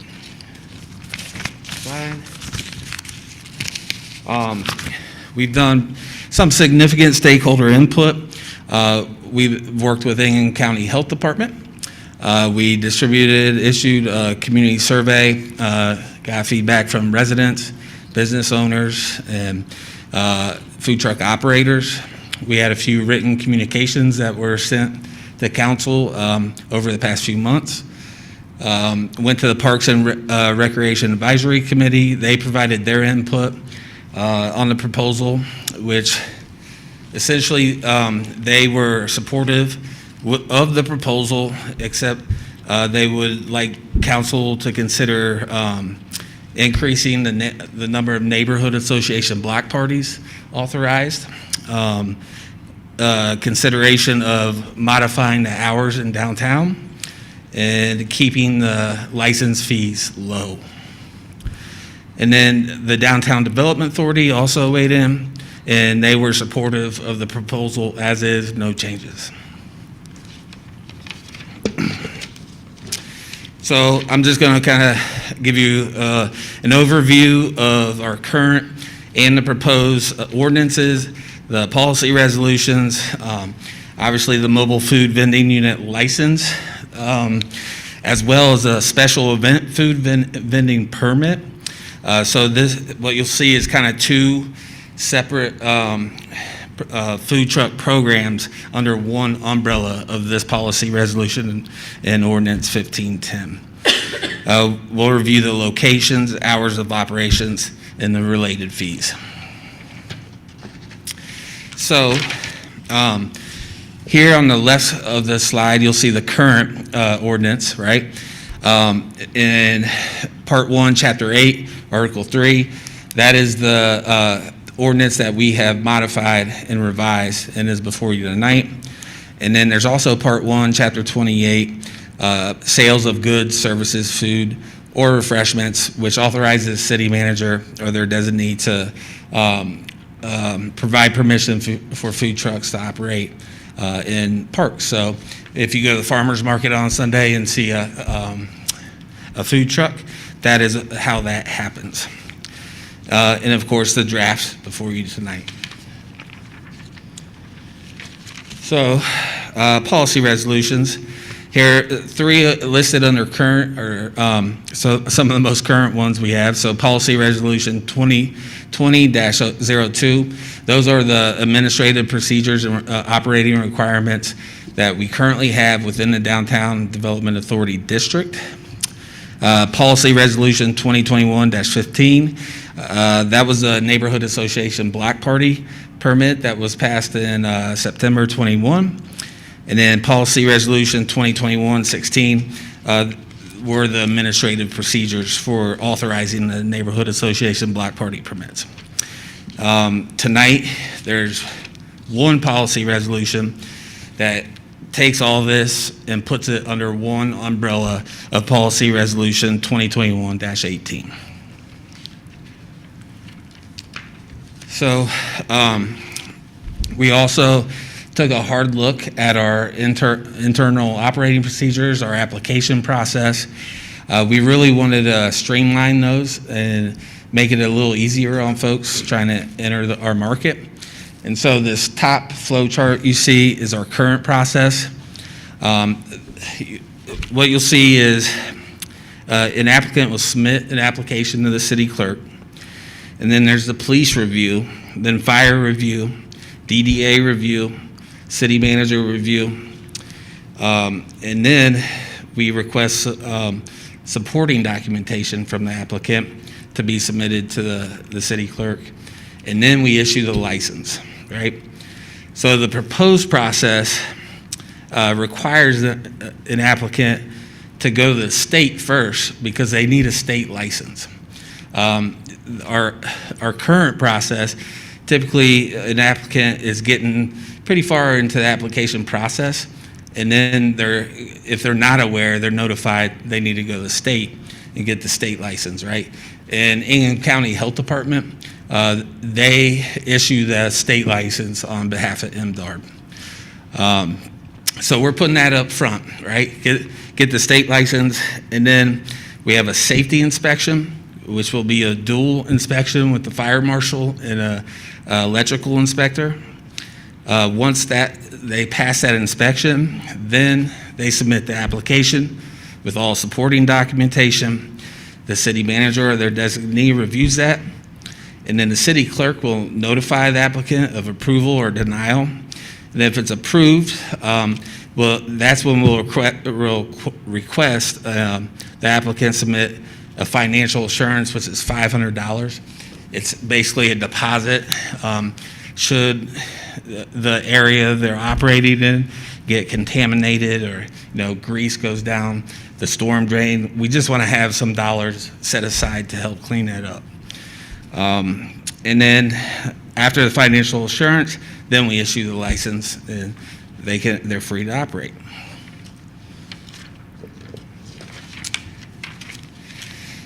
So neighborhood association block party permit, again, our current policy resolution is 2021-16, passed in September 21. With this draft, we're moving that under the special event mobile food vending permit. So there'll be one special event permit program. We're thinking things, the art festival, the farmer's market, neighborhood association block parties. We're just putting that all under one umbrella.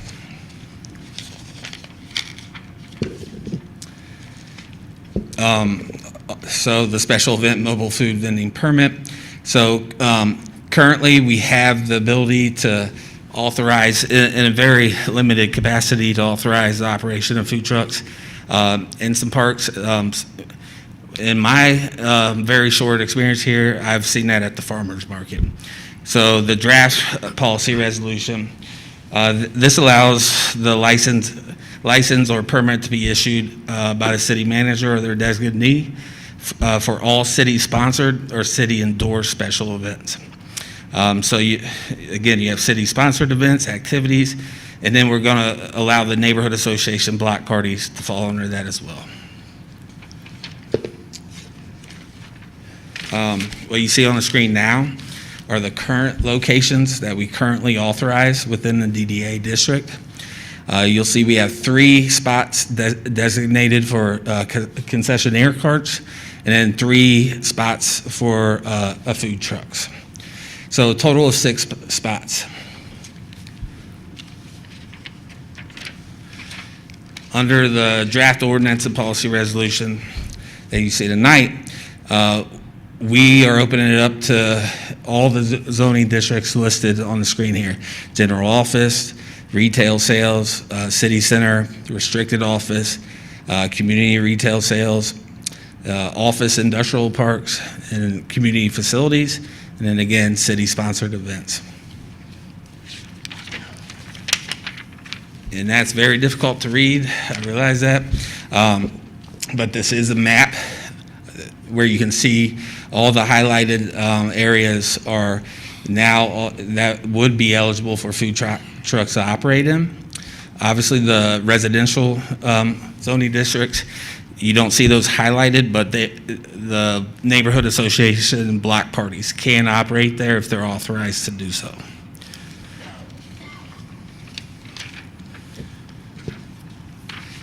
So with zoning districts B1, 2, 3, 4, 5, and office industrial parks, there's a few operating requirements that we're trying to, provide some structure within those districts so that, a food truck can't just go park anywhere they want, right? And so we put some proximity constraints. They can't be located within 20 feet of a licensed restaurant without written support from the restaurant owner.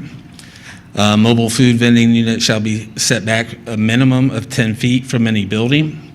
They must operate on an improved parking surface, conform to parking regulations, and they cannot block pedestrian foot traffic on the sidewalks.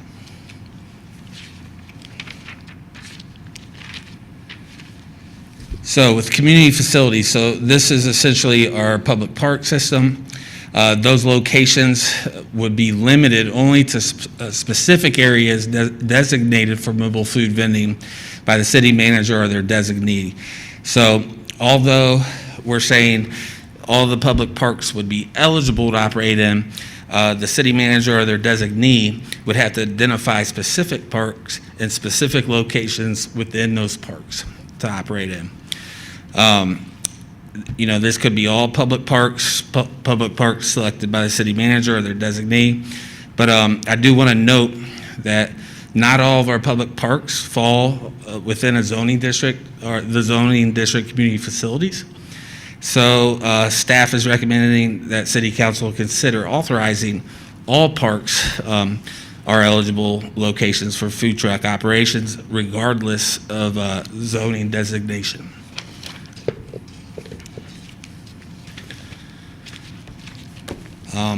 Darren, for the special events, that's going to be event specific, right? So the event facilitator, organizer will identify specific locations at the event for food trucks to operate in. And again, we incorporated the Neighborhood Association Block Party permit under this special event mobile food vending unit permit.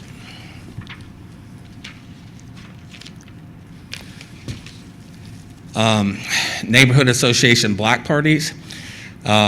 So currently, a neighborhood association can have one block party per year with 2 or fewer food trucks operating, right? Based on stakeholder input, staff does recommend city council consider changing the number of block parties a neighborhood association can facilitate with food trucks. However, I do want to note that staff does not have a specific number for that. We're trying to balance, we don't want residential neighborhoods just flooded with food trucks and, operating every single day, but we also understand there needs to be flexibility as well. Hours of operation. So currently within the DDA, the food trucks can operate from 7 a.m. to 12 a.m. The draft before you tonight is 6 a.m. to 10 p.m. Community facilities, that's going to be facility specific for each park. More than likely, as the sun goes down, food trucks will have to vacate. And then again, it'll be event specific for any city-sponsored event. Do note that the Parks and Rec Advisory Committee recommended changing the operating hours for downtown, allowing them to go later. The DDA did not recommend any changes, and so staff did not modify the hours.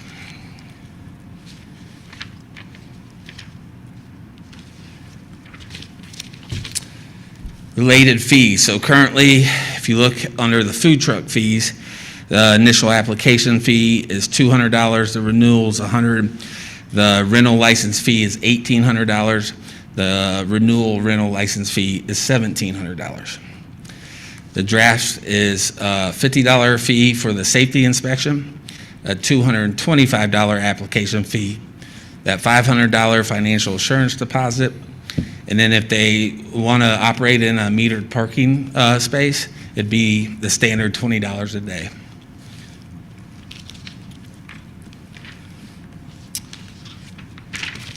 So, with that, there is a motion to consider.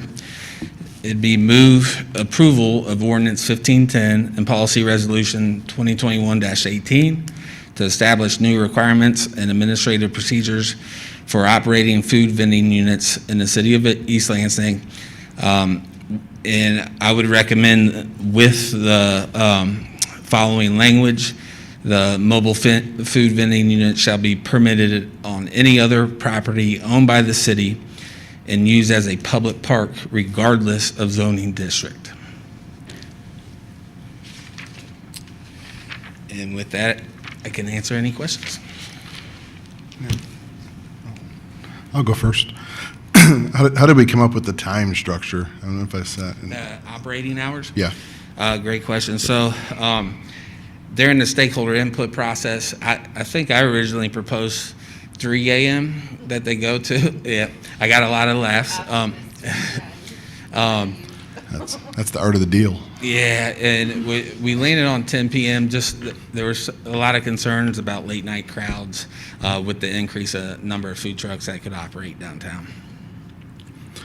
But what made it less than the DDA rule of 7 to 12, or versus if it's parks, wouldn't it just be whenever the parks? Yeah, the parks, they can only go until the sun goes down or whenever the park closes, so they'll have to vacate. But any other zoning district outside of a special event, it would be 10 p.m. But, and all my questions are going to kind of be the same. My concern from the beginning with this has been, I think we took everything else under consideration and then said, how do you fit food trucks under everyone else's, with respect for everyone else's needs other than food trucks? And I think that's where we've landed, and we'll be revising this again. I think this is gonna be, it's okay, unless we went line by line and picked this apart. But I knew as we were going through this process, there was people who had their vested interest in this not being successful, and some of it feels like that. From the fee schedule, what's this fee schedule based on, and what does it look like in comparison to other fee schedules in surrounding areas? Yeah, there were a few other communities we found where it's actually lower than those communities. I know Lansing, it's $100 for the application fee, but we were internally just trying to figure out how much staff time would be dedicated to processing the application. And so that it was just a cost recovery thing. And then on the 2 or fewer requests from the neighborhoods, that seems really limiting. And I know where I live, where they do way more than that, and we'll do way more than that, and we'll totally circumvent this rule, and it's going to create it's just naturally going to create people kind of misusing this rule. 2 or fewer, shouldn't that time out if you did 2 or fewer within a quarter or something? It was in 1 year, yeah. That's too little. Yeah, I didn't change it because the once per year that we have currently, it was arbitrary. We're not basing that on anything. And so my thought process was, well, I could put 4 in there, I could put 100 in there, I could put 20 in there. it's not based on any data, and so it's up to council if they do want to modify that. Yep. So my questions are about the neighborhood permits as well. So I'm assuming that as a special event, the occupancy of the food truck would be really limited to the time of the event. It's not like they would be able to come and park for 48 hours in a neighborhood. Correct. Per the language in the ordinance and the policy resolution, they can only be at that special event per the approved application for that special event, which is only, we're not going to release an application for a special event and say, hey, our event is 2 hours, come down for 8, Right. So we're going to, in the application, require them to say, how long will you be here within the event time frame? Okay. So, and I, as a 2.5 year now representative of the city of East Lansing, my mind immediately goes to the worst case scenario. So I'm imagining the Michigan State game, and I am imagining our biggest, most boisterous Greek community deciding that they want to have a food truck rally on their parking lot and inviting, 4 food trucks to then come and join the debauchery. So I think one thing that we might be able to do to limit that is to just black out game days as times for permits for neighborhood parties. I don't particularly care if a fraternity invites a food truck for their Rausch event. That seems great, actually, especially if it's a good one and it's open to the public. So I guess my thought would be to move to monthly for neighborhood association parties, so 1 per month, which would bring the number to 12, and then block out game days. Yeah, and I found a lot of examples where other communities did, if they had a large scale event there, they do restrict food trucks from operating on those days in certain locations. So that, I guess that would be my recommendation to my fellow council members on changing that, or I'm, welcoming conversation and feedback about that idea. Just a quick thought. Sure. Could we do something where, if it has city manager approval and we know it's a game day, we would probably not permit it in certain areas, but maybe there's someone who had an alcohol-free event or something like Sure, that where right, like the we would Ducks or want to somebody permit it. wants to So do that might be an area where we would simply could prohibit it anyway without the extra having to restriction. actually black it out. Okay, Because fair that enough. would likely be the recommendation from police or planning anyway. Right, as long as we have an option to deny built into the system, that's fine. So I guess really the recommendation would just be to move to monthly, so 12 as opposed to 2. If they're at multiples, I think you already have the ability to deny because there's multiple things in there that, as far as spacing, what surfaces you get, you can deny them for 18 million different reasons. They're not gonna, there's no way, I don't know many people who can, right? That's a whole different circumstance if you're trying to set 4 food trucks versus a hot dog cart or something, right? Right, yeah, absolutely.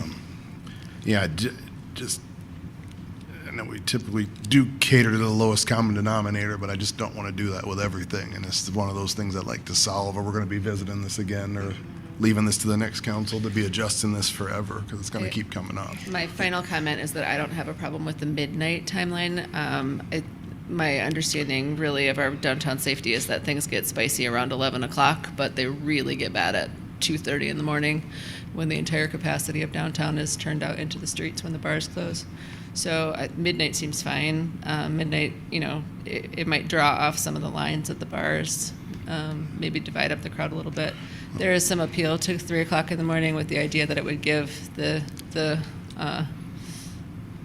partying public something to do after the bars close. But knowing the public safety issues already, I think it's probably not best to start with that.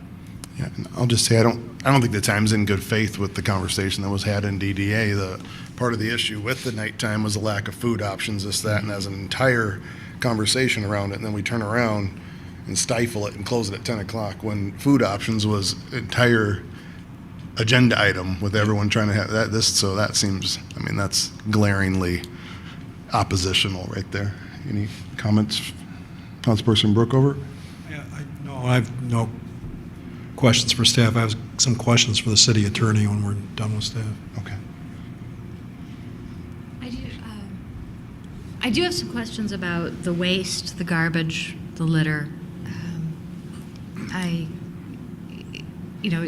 by definition, these are going to cause a lot of extra garbage. I mean, people will be always taking things away. They'll be using paper, styrofoam containers, probably plastic utensils, cups, straws, straw wrappers. This is a really well-crafted, very, very thorough proposed ordinance. Have we thought about requiring trash receptacles or making that part of the reserve payment? You're nodding, so I'll pass it back to you. Yes, council member. It is actually in the operating requirements that they have to provide one trash receptacle and recycling containers as well. So at each location. Thank you. And they also have to describe to us in the application how they'll actually manage the waste.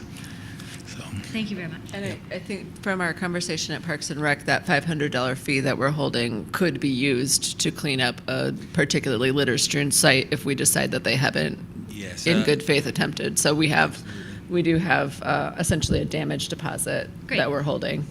Thank you. Nothing prevents them from walking away from the food truck and throwing the trash wherever they want to, correct? I believe so, correct. Just like downtown on Sunday morning. Right. Yeah. I will say that we have a really dedicated crew from our Department of Public Works that takes a lot of care of litter downtown. I am privileged to watch them work outside my window on every weekday morning. We also have municipal trash bins at approximately every city block. They don't do a perfect job. There's definitely some litter on sidewalks, but there are many opportunities for people to deposit their trash into an appropriate receptacle. So we can also increase or decrease the distance between city receptacles as well if we decide that that's something that would be worth our time.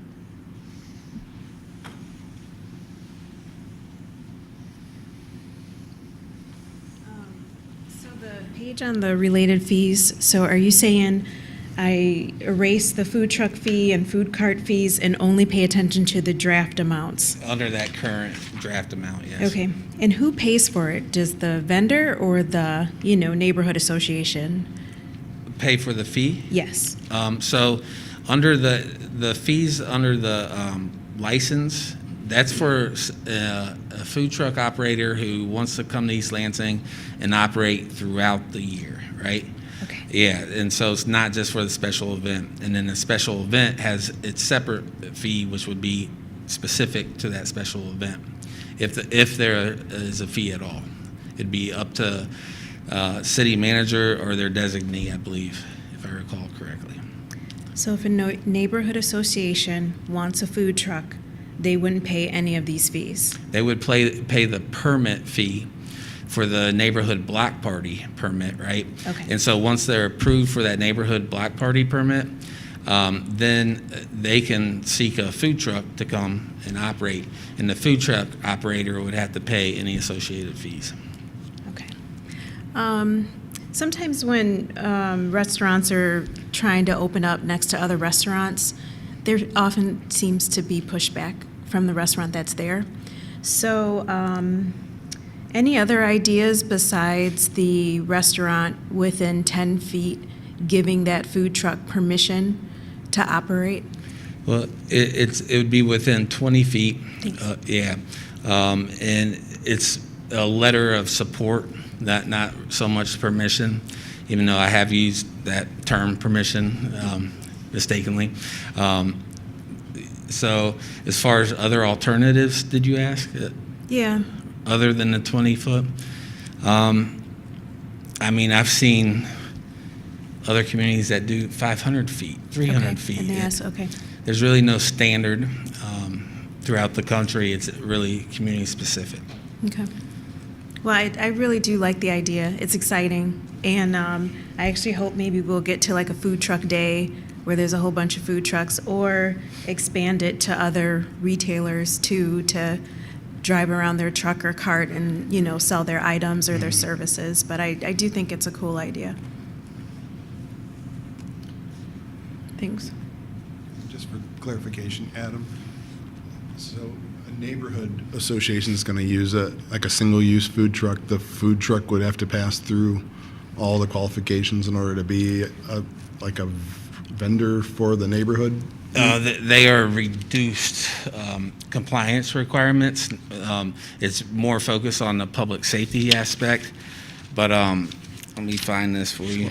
Well, what was the cost for one-time use? Like, what does that day cost? Oh, let me double check.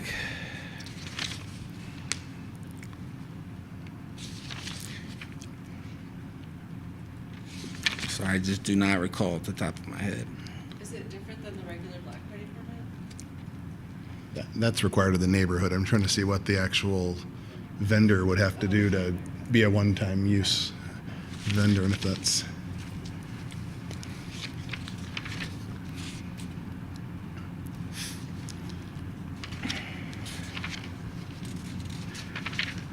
I'm just more or less trying to determine if that's too high a bar if we're just actually de facto pricing them right out of anyone using the food truck.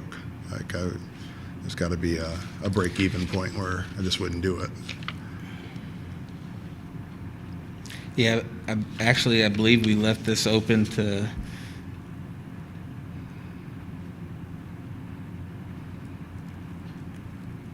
the license renewal and the initial application, an amount established by city council. And I do not believe we have in here an established fee specific to special event permits. Okay, well, let's do that and make it low. So I want to put a food truck in my parking lot at my office because I don't like the food that I can get in East Lansing. So I'm going to contract with somebody. So I want them to be able to have the food truck in there from May 1st to November 1st. How much do I have to pay? Are you operating the food truck? No. How much do they have to pay? You'll see that in the presentation. It'd be the $50 safety inspection fee, $225 license fee, $500 financial assurance fee. That'd be the total. I believe that So comes I'm to an attorney. $775. Say it again. $775, All right. and if they're good operators, they would get $500 back. Okay, and essentially we give them, in effect, they can be there year-round if they want to be, correct? For $775. Correct. Correct? Correct. And they can serve food, and they can compete with any and all of our restaurants that are paying property taxes, et cetera, correct? Correct. Okay, thank you. And then a secondary question on the security deposit, quote unquote. If they have a violation, do you get to reassess the security deposit, or do we have an escalating way to handle? I think there should be something in there on the... So the way it's written, they put the deposit down, and it's complaint driven, and then an inspector would go out and inspect the site, right? Or the operator could request a refund of their financial assurance at any time, but the license automatically would terminate upon that request. Say we charged them the $500. In order for them to operate again, wouldn't they have to re-up to their initial baseline of $500? If they wanted to come back in and operate again, yes, they would have to put $500 down. So the $500 is just a deposit, saying if you litter, if you throw grease down here, we need some kind of cost recovery to clean it up.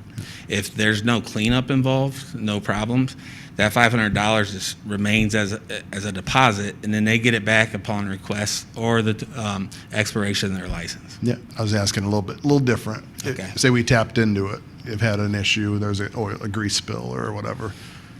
They can't remain, they'd have to redeposit. Almost like if I painted your apartment, if you punched holes in my walls. Essentially, yeah, we would want to maintain that $500 deposit. Is that written into the? Let me double check. No, it's not. Yeah. That'd be under the ordinance 1510. And I think that's in section 8-157, and it does provide that there is a requirement to maintain $500, so I think it is understood that if they are charged $300, for example, then they'd be required to bring that back up to be in good standing with the requirement. Perfect, thank you. Okay, so now that we have council involved, so if, it's sweet to talk about $500, but let's say something environmental happens that has a cleanup cost of $5,000. Council, under the provision you cited, is there any operative provision there that says that we have the right to go against this vendor for the total amount of the cleanup? Yeah, so if you go through the agenda, this agenda packet at page 73 of 98, it does set forth, let me see, I'm just going to pull it up, the indemnity insurance provision. And so to the extent that they did have some sort of claim that arose out of some sort of negligent action that they took, which I think that would fall into that, we could certainly make a claim against them if it went beyond that $500. Okay, I'm a little confused because I'm looking at, that's page 473 on my thing, but in 466, I can't tell which one is which here, but one of them says $1 million per occurrence, and the one you're looking at says $300,000 per occurrence. And I thought when we originally looked at this in the fall, I thought it was $1 million, but that actually gets to me my next question. So it says each approved food truck operator must, to the fullest extent permitted by law, defend, indemnify, and hold the city harmless against any claim that may arise from its use of the public right-of-way and its operation in the city. Actually, that additional language, I think, was changed in this version. But all right, I think that answers my question because it's beyond just the public right-of-way, correct? I think that's correct, yeah. Yeah, but I guess, Mr. Cummins, I'm trying to figure out how it changed from $1 million to $300,000. It didn't. There's two separate, there's a special event permit, right? And then there's an annual license. And so if you have an annual license, it's $1 million. And if it's a special event permit, it is $300,000. Okay, and so the other one, which is the annual license, is the language I just quoted, and I don't think it includes the clause "and its operation in the city." Council, can you find that?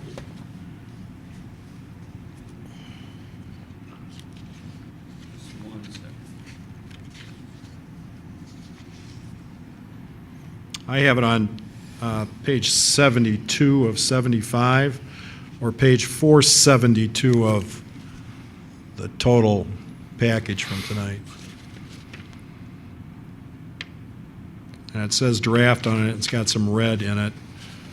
Mr. Cummins, can you help us with that? Is that the page that applies to year-round? I don't have the full packet in front of me, so I'm not quite sure which page you're referring to. But I do have the ordinance and policy resolution in front of me. So, Councilperson Brookover, I do see the section that you're referencing, and so in the redacted language, we did have elimination of the language "and its operation in the city." Thank you. Likely because use of the public right-of-way would encompass that operation. What page are you on?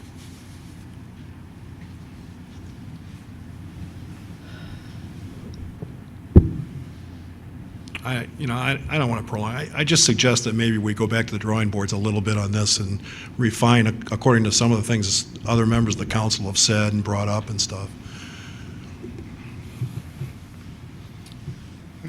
I had a few more questions too. Go ahead. So an apartment complex would be able to be a part of this? If they're in the authorized zoning district, yes. All right.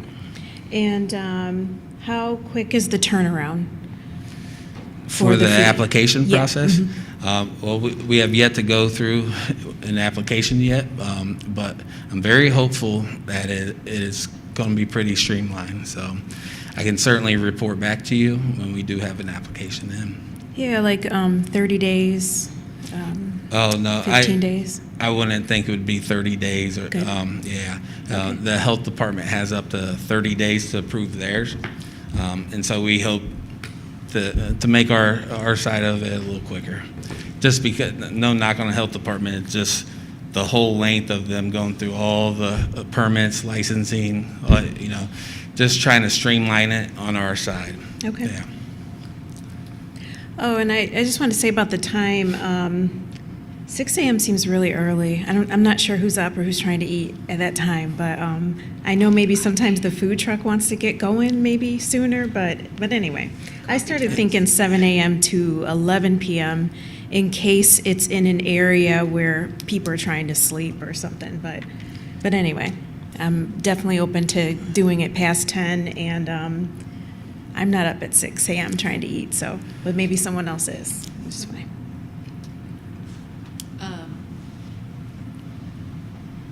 Well, I was prepared to move approval with my two amendments of expanding the neighborhood association block party to 12 and moving the hours downtown to 12 p.m. And with the staff's recommendation on the parks. If we think that there's more that we wanted to look at, we could direct staff to make those changes and bring it back to us at the end of the month, if that would make the rest of the council a little bit more comfortable with it. Can we amend that slightly to no more than 12 per Calendar year. Calendar so year, that you that could way. double up in 1 month. Yeah, but because then who's take doing that in, August off. or the middle of the winter? Okay. Yeah. Right. I'm fine with that. I guess Mr. Brookover raised some legal points that I'm not prepared to address because nobody's noticed this, but I'm not a lawyer. It seems like our council is pretty comfortable with the language, so I'm okay to move it. I guess I'm looking at my fellow council members for their level of comfort with that. And then just down the road, Adam, just some rationale around the timeline. It doesn't make sense to me, but I don't know what the right time set is. Just something that makes sense for both sides, the community and for the trucks, and for meeting that unmet need of food after X time that we stated was an important thing to do going forward. Maybe we can meet all those needs at one time, whatever that time is. Yep. Maybe you could advise us on that. Absolutely. I guess I'm looking for the rest of council for some guidance on whether they'd prefer to have this go back to staff for those changes or whether they're comfortable with me moving it. I'm comfortable with you moving it. I've been looking at this a long time. Yes, Ren's ready for food trucks.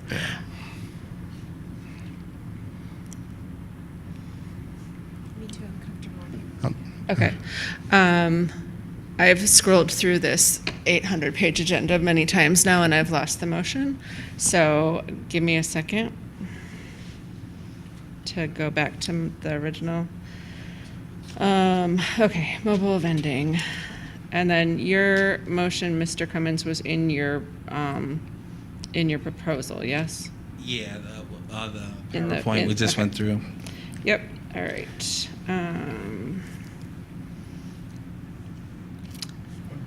One back, yeah. Okay, I got it. So I move a motion to approve ordinance 1510 and policy resolution 2021-18 to establish new regulatory requirements and administrative procedures for operating mobile vending units within the city of East Lansing with the following amendments. One, that the mobile vending units shall be permitted on any other property owned by the city and used as a public park regardless of the zoning district, and that their hours of operation within those districts will be commensurate with the hours of operation of the parks. Second, that the hours of operation within the DDA district downtown be extended to 12 p.m. And third, that the neighborhood block party permits be expanded to 12 per calendar year. All right, I'll look for a second. Second. Moved by Mayor Pro Tem Gregg, second by Councilperson Watson. Any further comments or conversation? I do have a question for the city attorney, and I'm concerned about this the open question of the city manager permits, which I think we sort of danced away from, because I think what the discussion was informally, well, the city manager can control who gets permits when at certain times, like game days, okay? So let me give you two examples, two hypotheticals. One hypothetical is we got a game weekend and the mosque wants to set up a food truck on Friday when they have services. And it's the Friday of the Michigan State weekend. And so I guess the city manager is going to be put in the trick bag. We put him in a lot of trick bags, but yet another trick bag where he doesn't really have specific criteria for adjudicating that, for better language. And because the sense of the council is, or the sense of the community is, we don't want to do this stuff on big game weekends, he denies the mosque the food truck. Another scenario is same weekend. Nathanzadak decides it wants to have a food truck on Saturday. It's Sabbath. Or it could be the Mormons. And so it's Michigan State weekend, and they think, hey, this is a good way to make money. You know, we can sell stuff to people who are coming in from, you know, all over the world for their game. And the city manager says, well, I'm going to give the food truck to the temple. I'm not going to give it to the mosque on Friday, and more significantly, I'm not going to give a food truck to anybody else in town on that Saturday other than the temple. I mean, I just think when I think there's no criteria there, and I think I'm very concerned about that. I'd be curious as to what the city attorney says about that. Yeah, so I mean, these sort of equal protection claims are always something that we have to carefully monitor, but as the ordinance is drafted, it's so that the administration can look into all concerns when we look at all pending applications to make sure they're all dealt with in a viewpoint neutral manner. Now, how that might look might be different if when we're ensuring that if there's a simple basic tenet that we're not going to have food trucks on home game Saturdays, that's pretty simple, and we're not going to be able to deviate from that in any way. And any other time, it would really have to be looked at on a case-by-case basis to ensure we aren't infringing on anybody's rights. But certainly, you know, we'd all work on that collectively. Well, I mean, so wouldn't we be better off, though, to establish now in the ordinance those specific days when we're not going to have food trucks? I know we all talked about it, but right now it's floating out there in the air someplace. That's all. So my question to you is, wouldn't we be better off to designate those now? I appreciated Mr. Lahanis's point about student groups who specifically sponsor non-alcoholic activities on game days. I'm the liaison to the celebrations committee, and that's actually one of the things that's frequently talked about in that group is finding alternative entertainments that are not focused on drinking as much alcohol as you can. So I guess if we did decide to black out game days, then I would want to retroactively insert something about discretion to have a special permit if we felt that the motive was sufficiently good to undo our thing. Or I guess maybe the Ducks just can't have food trucks. I don't know. Quick comment. There's kind of a lot of lawyers up here. I feel like the game day thing was like a straw man that got thrown in there. I don't know how the... That was me and my imaginary fraternity. Yeah. So rally. Sorry about that. I don't know the... My inevitable fraternity. Yeah, I think that was the... Wouldn't there be scenarios where we'd want food trucks on game days? I consider the drunkest of the drunk need to eat. It was actually talked about as a possible mitigation strategy after the Michigan State conflagration, pun intended, about diverting some of the post-game traffic who would theoretically be hungry by having food trucks stationed in I think it was there was another tournament game or something, and it was a late kickoff, and so the thought was that people would be hungry, and that rather than, you know, having them get on the road and drive intoxicated, that it would be better to kind of encourage some people to pause and eat and break up the post-game traffic. So, and I think it's also been floated as a post-bar traffic control possibility as well, although I'm a little bit dubious about that. So, you know, it has come up specifically in relation to game days as a possible traffic flow diversion.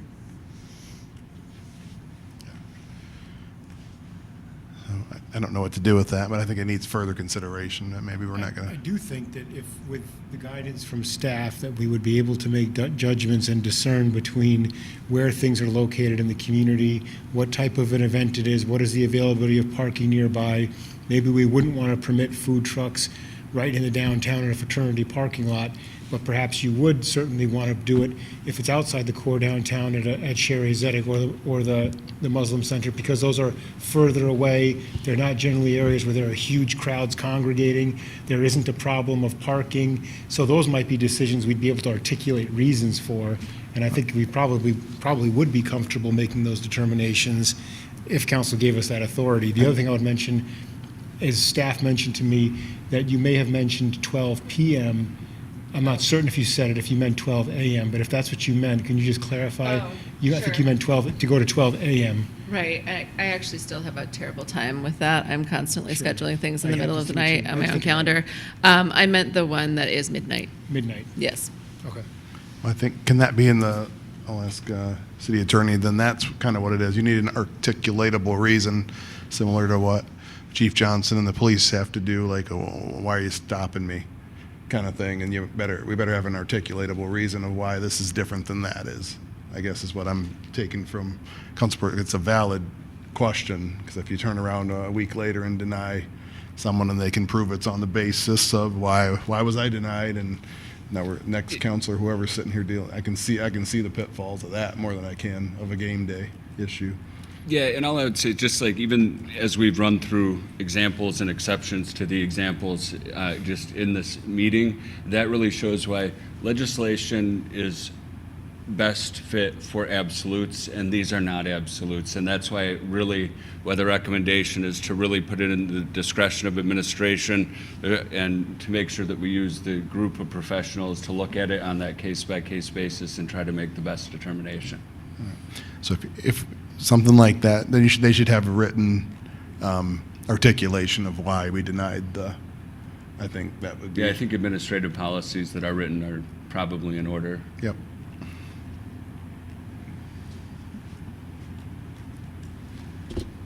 I can live with that. I've lived with this for a long time. All right. That's all. All in favor? Aye. Oppose? Aye. Motion carries 4-1. On to item 4.2, consideration of policy resolution 2022-5, a resolution to provide funding for the American Rescue Plan Act, ARPA, for multiple capital improvement-related projects. So, thank you, Council. This obviously has been an item that has been much discussed over the prior 6 months. It's an important item for us. Obviously, we've discussed in pretty much detail what we're looking for here. You see a resolution in front of you with a number of projects that we think we're looking forward to moving forward on. And I think at this point, we've probably talked to quite a bit, but if council wants more explanation or anything, please let me know, and we have the folks here to talk about it.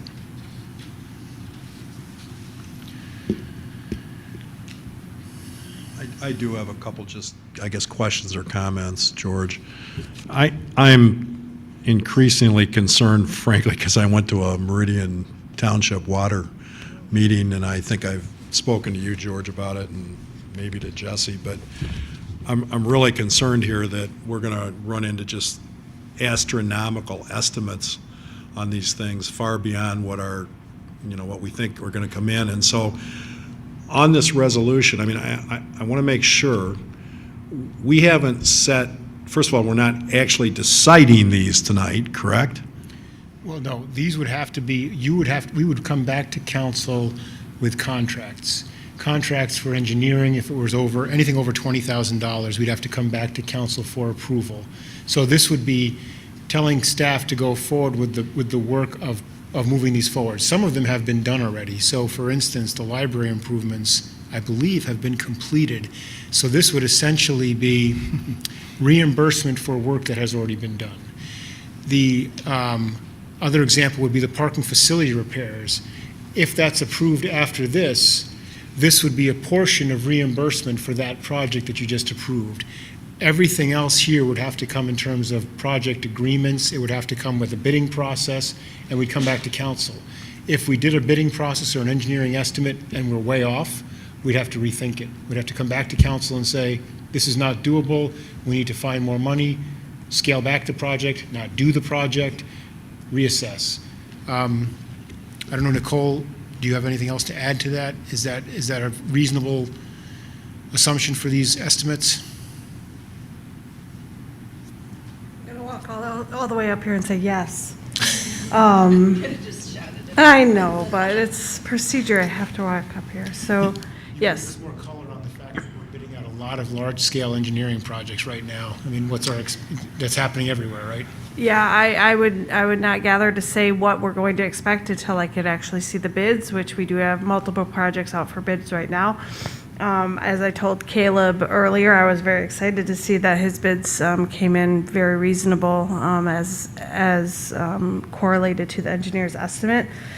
We just don't know what happened. I'm a little bit more scared of just material supply as opposed to cost at this point, but we're getting to the point where we're seeing more and more projects come in, and we're going to get a better handle of that fairly quickly.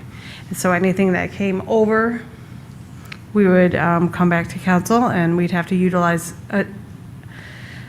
other funds to be able to supplement that.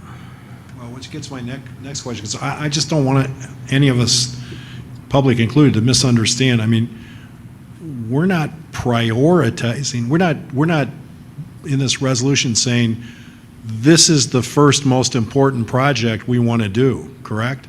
Because Councilperson Watson, for instance, or me, may have other projects that we've talked about that if we were prioritizing, we would want to get them done first. Yeah. And so what I'm concerned about here is as these bids come in higher than we think, all of a sudden the $12 million, which of course we don't have the $12 million yet, but that's another topic.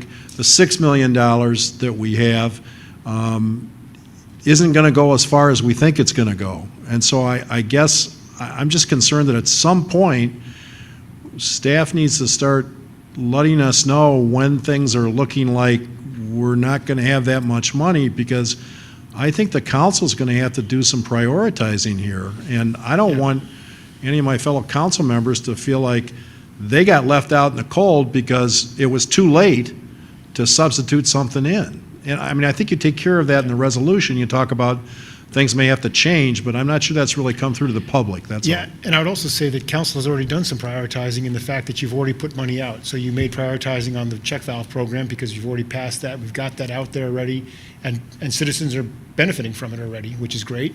And then again, you also made the same thing in the employee hazard pay and retention bonus, which has already been pushed out to employees that have signed the letter. So I would say that it's going to have to be a bit of a fluid process. You know, this is allocating one third of the money approximately, but if there's anything that doesn't align with what we're requesting here, we're going to have to come back and have further discussion. We've had to make adjustments and change what we're suggesting for further out projects before, because the check valve program came in, all these things came in, and we've had to make adjustments. We'll have to keep doing that, but you know, this is a portion of it, and I think this is really gets us some pretty high priority projects that have been waiting for a while. I move we adopt policy resolution 2022-5, a resolution to provide funding from the American Rescue Plan Act, ARPA, for multiple capital improvement related projects. Second. Moved by Councilperson Brookover, second by Mayor Pro Tem Gregg. Any more discussion? Yeah. Thank you. Well, we have Chairman Alwyn tonight. He's been a really good sport. He's listened to a lot of things. The Commission on the Environment is really interested in the ARPA funds, and they've put forward some really innovative ideas, including resiliency, that making some of these changes, making some of these renovations could go further than simply renovations, but also use energy technology. For instance, ideas to convert the Hannah Center. You wouldn't see the difference until it was a crisis, but have the Hannah Center operate as a resiliency center, so it could be a shelter. It's already a Red Cross shelter, but would have power, would have other options that often we don't have after a natural disaster or another crisis. And my concern is that we've talked about the ARPA funds, and in this case, the city budget is like any household budget, which is we have a whole lot of things we'd like to plug in and fill, and as we get the money, that's what we do. But there are also people in the community who have given a lot of thought to big overarching opportunities. We've suffered a lot of loss in the past 2 years, and one of the opportunities is to demonstrate resiliency and really to build a monument, to use this money for projects that we can't imagine having lived without in 10 or 20 years, and to accelerate that process now here in East Lansing. So I guess my question would be, this allocates some of the money, which is great, but what sort of timeline are we looking on? So when members of the community want to come up with a plan, what sort of timeline should they be working toward? Do you mean for the existing dollars we're talking about here, or for the future allocations? Well, both, really, because I know that the allocations have to be made by, I believe, December of 2024. But my concern is that we're going to do these projects piecemeal, which is fine because there are a lot of things to do, but that we'll miss an opportunity to put together a more comprehensive approach. So I guess the question would be, what is the next stage in this process, and what's the deadline for the next stage in the process, perhaps? So there isn't a deadline at this point. So from our perspective, this represents a lot of staff work getting these projects moving along, because there's a lot of intensity of time and effort here. So I think we have to start moving these projects forward, because we're going to be competing against lots of other organizations. They're going to be bidding for contractors, for materials, for the same type of projects. So at this point, there isn't a firm timeline. After we start these projects, we can come back to council, continue the discussion about what people want to see in the community. You know, there are some things in terms of resiliency and things that we're doing in other areas that people have touched upon. One of the things we've talked about in the strategic priorities is looking at green infrastructure in the community to try to address issues related to surface flooding. So there's things in here that may come about through those studies that we want to come back and say, here's a project that potentially we would like to fund. So I would take this as a start of the process. There's more to come, more conversation, and obviously the community and council is the decision maker, but the community can weigh in any time. But I think we have to start moving along. But you know, these are also things that have been many of them have been long existing projects on our capital improvements program for many years, and things that we've been unable to address. So there's not necessarily a new list. It's a list that is a number of these projects is long and waiting. So. I agree, and I appreciate that a lot of staff effort has gone into this, and as I said, there's always a long list of things that don't get addressed in a household or a city, and we're addressing some of those. But one of the questions I am consistently hearing, and one of the questions I have, is if people want to put, is there an opportunity to put together a big picture plan for this that involves the community first, and second, if people want to approach us with that, or if a committee or a commission wants to do that, what kind of deadline should they work toward to make sure that they're heard and that the money isn't spent project by project without a big overview? Again, I kind of think that there is a big overview, because this is the capital improvements program list that we've had for many years. So I think there is a big overview, which is city infrastructure, which hasn't been addressed. So from that perspective, I would say that there is a plan. From the perspective of people wanting to weigh in, I think the sooner the better. And obviously council would have a time to consider that, and council is the decision maker at the end of the day on all of this money. So. I think what I hear, I'll kind of combine Councilperson Brookover and Councilperson Babcock's comments. I think you're almost describing like an opportunity fund down the road. Maybe that's in the second tranche that comes out here if we're spending down through this first thing as someone who's worked off bonuses and lived on that structure. And the first thing you do is pay all your bills, pay off your credit cards, fix your roof, blah, blah, blah. I think that's what we're doing in this allocation right here. But I think what Councilperson Babcock's defining is some visionary things and maybe slow playing on the second round of this and how we divide it, or even locking a portion of this as an opportunity fund or for opportunity things that come along that we're not, because we're not in a hurry for the second round of this, obviously, with the date it says they're laid out, as long as we have a plan by X date and then we can execute prior to 2026. That's a long time, and possibly a lot of different people in these seats. And I like what you're saying as far as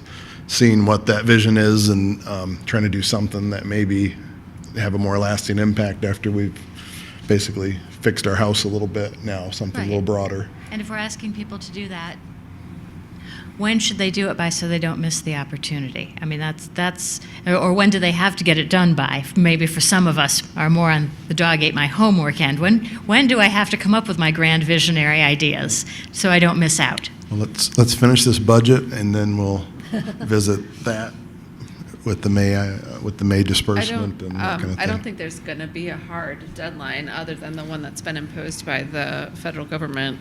So, we have to obviously have this allocated by Right, our but if the money deadline. gest spent, then it's Right. lost. So we don't want to lose that opportunity. Right, So I'm so asking ASAP again, when is that due? ASAP is the answer to that question, Mr. Lahanas. And I mean, we've already got, last month, we had a spreadsheet in our packet that had every single bit of this allocated to different projects.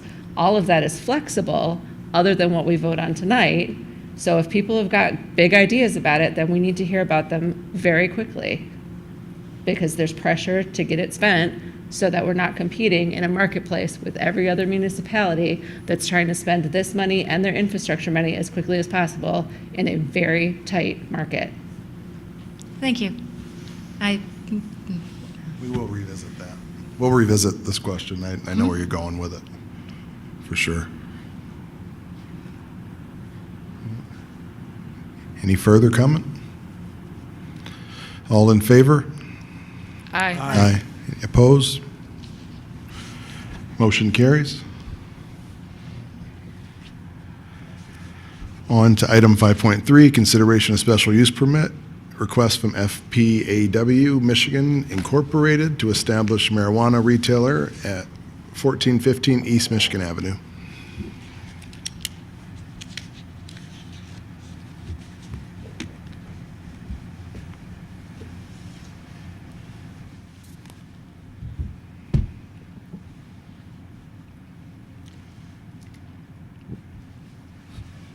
Excuse me, I'm just pulling up the item. Thank you.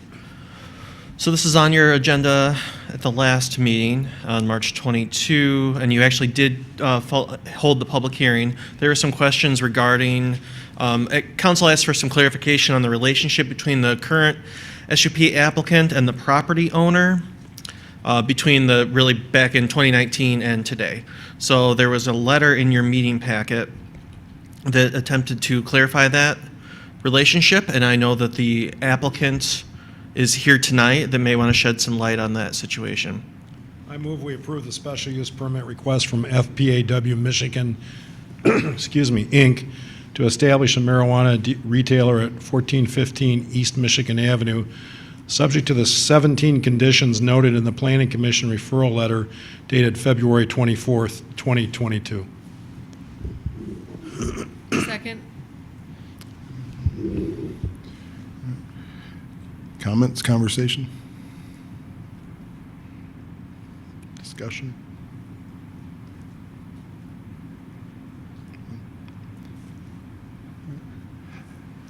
None recognized. All in favor? Aye. Opposed? Aye. Motion carries 4-1. Thank you. On to former item 3.6, now item 5.4. approval and assignment and assumption of ground lease agreement and support documents with HBBM East Lansing LLC at CNC ASL Newman Lofts East Lansing Property Owner LLC. Well, I'm the one that screwed things up and asked that this be taken onto the agenda, so I don't know who answers the questions, but yeah, I can't figure out who you're pointing to.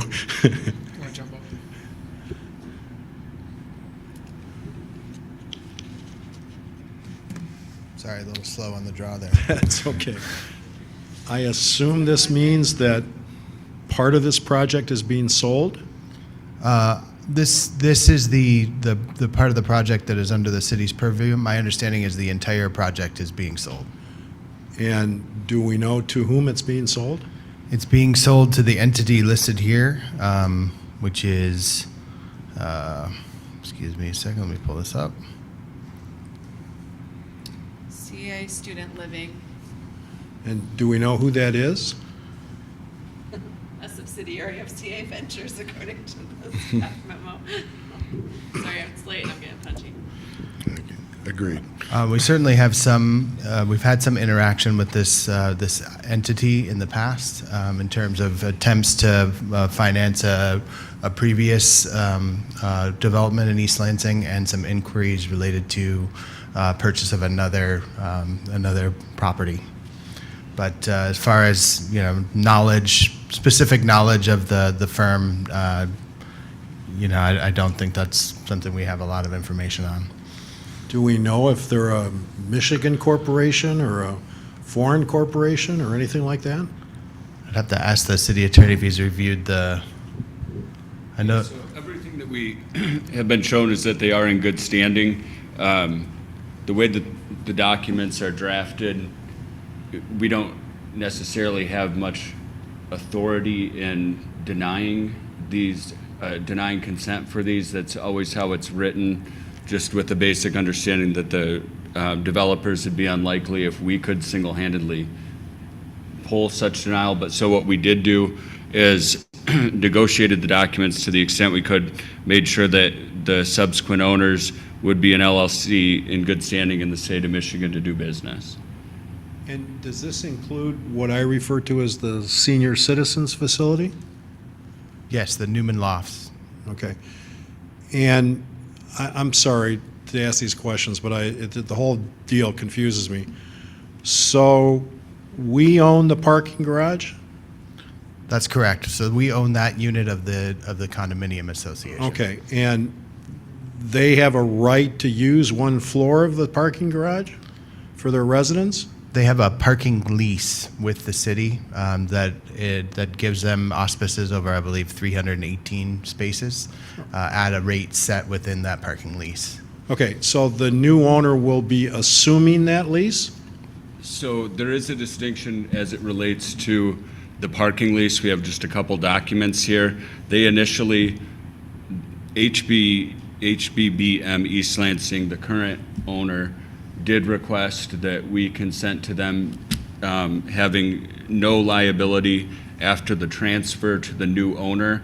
However, the way that the parking lease was written, we could still require that they act as a guarantor toward the new, for the new LLC. And so we were able to successfully negotiate that as it relates to the parking lease. And so we currently will have the indemnity, where we can look back at both the current owner and the successor owner. Okay, so do we have any leverage? I don't like the parking lease, okay? Because the place for people in a certain age group to be picked up is horrible. So do we have any leverage as a result of this transaction or before we agree to this transaction in terms of modifying that lease or having the new owner take further responsibility for maybe $250,000 worth of changes on that floor? Not as a result of this transfer. It would be a separate negotiation with the subsequent owner. Okay, thank you. So we got nothing here, right? Is that what you're saying? We got no leverage. I have used all of the levers that we had, is what I'll say. Okay.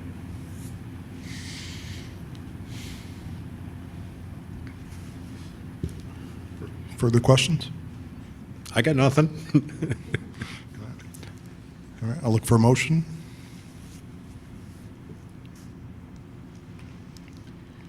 I don't think any of us has got a great appetite to move this, but it seems like we have to. So I will move approval of the assignment and assumption of the ground lease agreement and supporting documents with HBBM, East Lansing LLC, and CASL Newman Lofts, East Lansing Property Owner LLC. Second. And I have one more question. Oh, wait, and authorize the city manager to sign. George, there was some litigation or threat of litigation at some point in time from the current owner? I'm sorry. No problem. So there was a zoning violation that the city enacted upon the owner for the Newman Lofts property once it was discovered that they were leasing to tenants that were not 55 and over. But that issue was resolved by the council through an amendment to the master development agreement that clarified the expectations. So there's no pending litigation, there's no threat of litigation at this point? No. And council, does the current owner then give up any right to litigate against us for anything arising out of the agreements?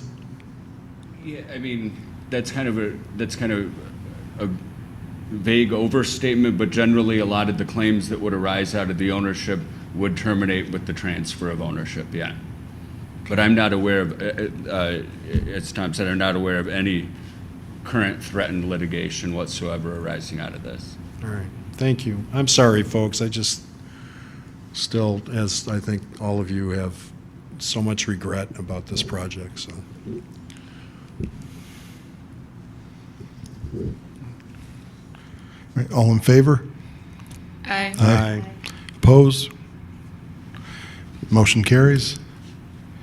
On to former item 3.7, now item 5.5. Approval of a contract with Ram Construction Service of Michigan, Inc. for 2022 parking facility repairs project in the amount of $1.2 million and authorizing the city manager to sign. Furthermore, approve the project contingency in the amount of $246,098. There you go. I'm out of gas. George, maybe I can cut through this, because again, this is my fault. So I just want to clarify for me and for the public. So of this total amount, $650,000 is coming from ARP funds, correct? About that much? Yes. Okay. Based on the action of council, it would, and then the rest would be coming from the parking fund. Okay, and in terms of these repairs, are any of these repairs what I'll call actionable? I mean, is there some warranty or something that was in effect for any of this stuff that we've exercised? No, these are not warranty items. Okay, thanks. That's all I have. I move we approve a contract with Ram Construction Services of Michigan, Inc. for 2022 parking facility repairs project in the amount of $1,230,491.50 and authorize the city manager to sign. Furthermore, we approve a project contingency in the amount of $246,098. Second. The 50 cents is too much, though, Caleb.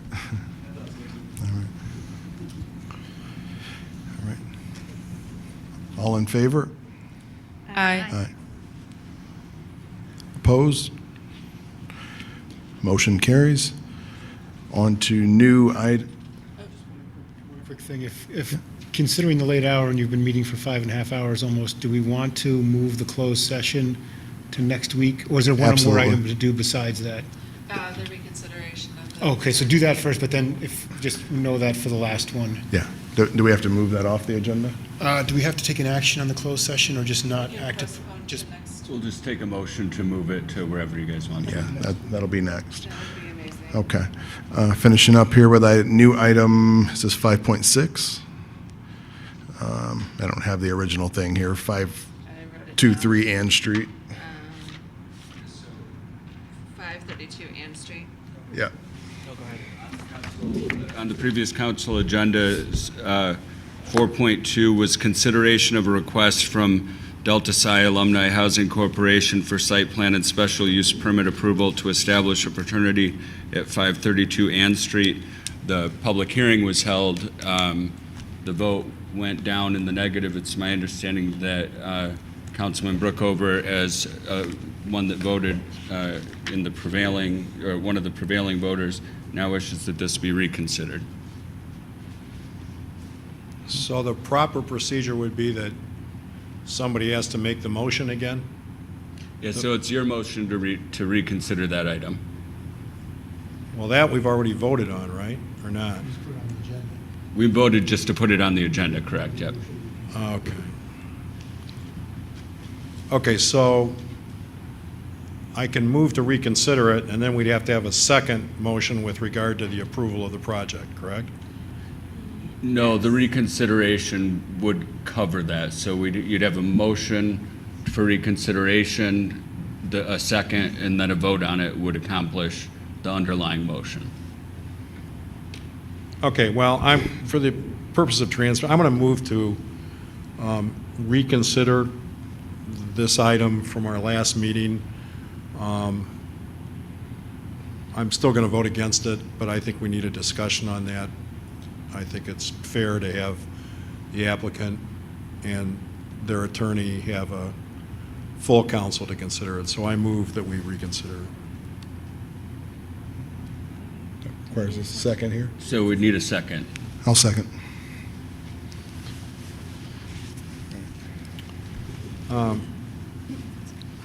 Okay, so I guess we're in discussion now, huh? Discussion.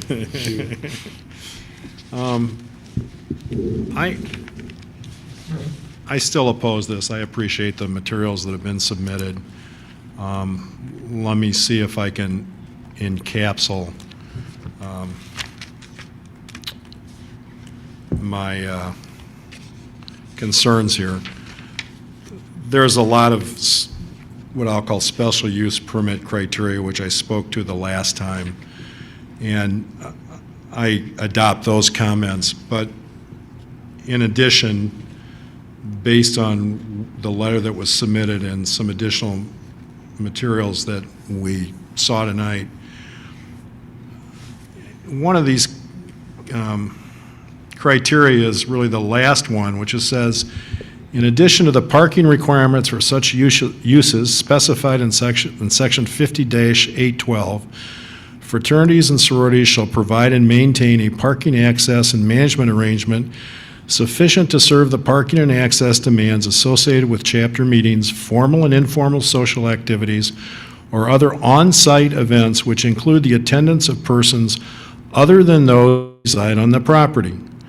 Such parking and access arrangements may include, but are not limited to, the provision of additional on-site parking, the use of private off-premises parking, the use of public parking in municipal lots or on-street spaces, and the availability of bus or shuttle service or carpooling arrangements. Now, I'm mindful of what the Mayor Pro Tem said last time about the availability of public parking, but I think that misses my point.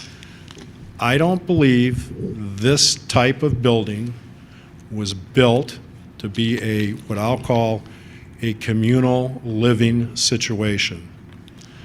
And therefore, I believe that we're putting in these neighborhoods, or contingent to these neighborhoods, round pegs and square holes. These spaces like this were not designed to house a communal living situation. Secondly, I've attempted in the last 3 days to actually discover what the MSU, quote, policy, end quote, is about this exception. I find that extremely difficult to find, and more significantly, when I found the information on what I would call the student life site, as far as I could tell, there were no criteria applied by Michigan State University other than that the fraternity or sorority had to comply with existing law. Now, I'm mindful of the fact that council has indicated that, and the applicants indicated that they have all of these built-in protections to obviate or to avoid bad things happening. I think I'm probably the only person here who's defended a fraternity in this town through insurance, where a young man died as a result of over-drinking at a fraternity event. I have some knowledge of the interfraternity council setup, all of which has been told to us tonight, and my conclusion on that is that historically very little has changed, and more significantly, I guess what I actually resent is that the university has now created this exception for a certain class, fraternities, sororities, and co-ops, I think is what the kind of policy says. Yet, let me just say this about the university and the interfraternity council. The university exercises absolutely no control over the interfraternity council. The interfraternity council is a wonderful bunch of people that get together. The personalities change every year, and then they impose on members of these groups responsibilities to monitor drinking, to get permits from the IFC, et cetera, et cetera. I suggest, with all due respect, that these particular criteria are observed more in the breach than in the observation. I think there's a lot of slippage. So my view of this is that apart from the fact that the university has apparently carved out this exception of this group of people who get this exception, but for instance, and forgive me from borrowing from my generation, if this was a communal, a commune in one of these houses in 1971, as far as I can tell from the policy that I don't think is a policy, that group would not get this exception. A lot of the student co-ops do function as communes, I'll just say. Well, thank you. There are no student co-ops that have yet been granted this exception according to the MSU website, but I appreciate that because my father was one of the faculty that helped to start the co-ops in 1948. But that, apart from that, so the reality is, I don't think there's really great oversight here. I know that they try, but then when you start looking at the way these non-designed places integrate into the community or don't integrate into the community, I just don't think it's a good fit, and I don't think they meet the special use permit criteria. So I appreciate that maybe we should be looking at a moratorium. I appreciate that maybe we should be revisiting this, but I, for one, am not going to be voting for these particular locations under the circumstances that currently exist.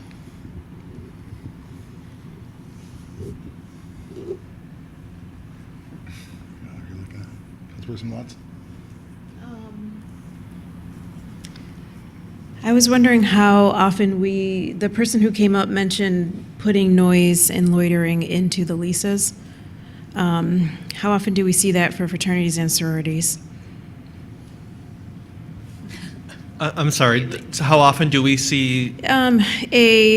So I'm trying to understand, is it because he mentioned that they're local, so they can put this in there and, oversee it? And I'm not saying that it should be the management company's responsibility, but my interest is in reducing the noise and the littering. I might have said loitering, I wrote that down too, I'm tired. And the littering. Point well taken, though. Thank you.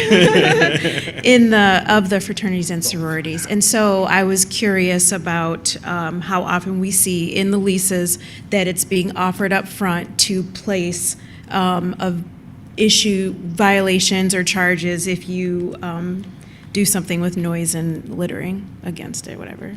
I don't have any knowledge of the leases that, over the years, between a organization and the property owner. I'm sorry. Yeah, it's all right. And again, my interest is in hearing what people's concerns are. And a lot of it, again, has to do with the noise and the littering and what it does for the people that live close by or even, a couple of streets down. And if that's something that we can do throughout all leases for fraternities and sororities, or how can we expand on that? But I appreciate the person who came forward mentioning that he's interested in working with us and working with the fraternity or sorority and making sure they're good neighbors. Thanks. Yeah, just in general, my feeling on the sophomore rule is probably pretty obvious, and I don't want to telegraph anything here, but if I was designing something to create a great disparity and carve out and something, I couldn't have done a better job trying to do it on purpose. I feel like it's some tube of toothpaste and they just won't stop squeezing now. And I think it does demand that we take a closer look at this, and this needs to be something that the public gets to chime in on, just about as big as that conversation was today. We're going to impact neighborhoods and all kinds of other things. I don't see any end in sight to where this is going at this point. I kind of knew this was going to happen as an unintended consequence of the live on rule and that kind of thing. I don't think this is well thought out, and I don't even know how they even arrived at this carve out for such a small population of people on campus. If they were making a carve out, it could have been for people of specific income levels, specific whatever. It's a really weird and almost inappropriate carve out, but we're living with it now. I'm somewhere between Councilperson Brooke over on do we need a moratorium and have more conversation around this policy and put some more strength around it for the city, because this could remodel a whole lot of stuff around here, and I'm not very happy with it. And I don't know how we even arrived here. This is just kind of foisted on us by MSU, and we were on such a roll with great things and working together. This was not one of them, and this seems to be an unintended consequence of this rule, and I definitely want more conversation around that, and I'm ready to vote at this point. I don't want to particularly punish this assignment, this group, because I'm all for that, but I'm really not for any of these anymore. They're just coming in kind of like we're giving these out like candy now, and just make sure we get control of this process, and because it's easier to not do than undo something, and that's where we're starting to arrive at now. We'll look back and we'll have changed the composition of our neighborhoods and a lot of other things in a lot of ways that are unintended, but we didn't have much choice around. So I'd like a bigger conversation around this and what this is going to look like, because it's just the highest level of disparity and classism that you could really have on it. It makes absolutely no sense to me just on that level alone and what we stand for in our communities and culture. But we're just kind of checking the box, and I understand the elements of control and this, that, and the other. That's an unintended benefit. That wasn't the benefit that they intended for the city or anything like that. That's just something they're throwing in now to kind of clean up what's been done by us not working in partnership to kind of land this plane. They've got us in the air and they're telling us to land it, and I'm just as I've thought about it more, I probably shouldn't have had a whole vacation time to think about it. It doesn't fit well with what our culture is and what we're trying to establish. This is an absolute, this is just turning into it's classism, frankly, period, is where it's landing. So I will be voting no on this, but if there's no more, I'll allow anyone else to speak, but I'm ready to move forward. I did have a question. Go ahead. Regarding the moratorium.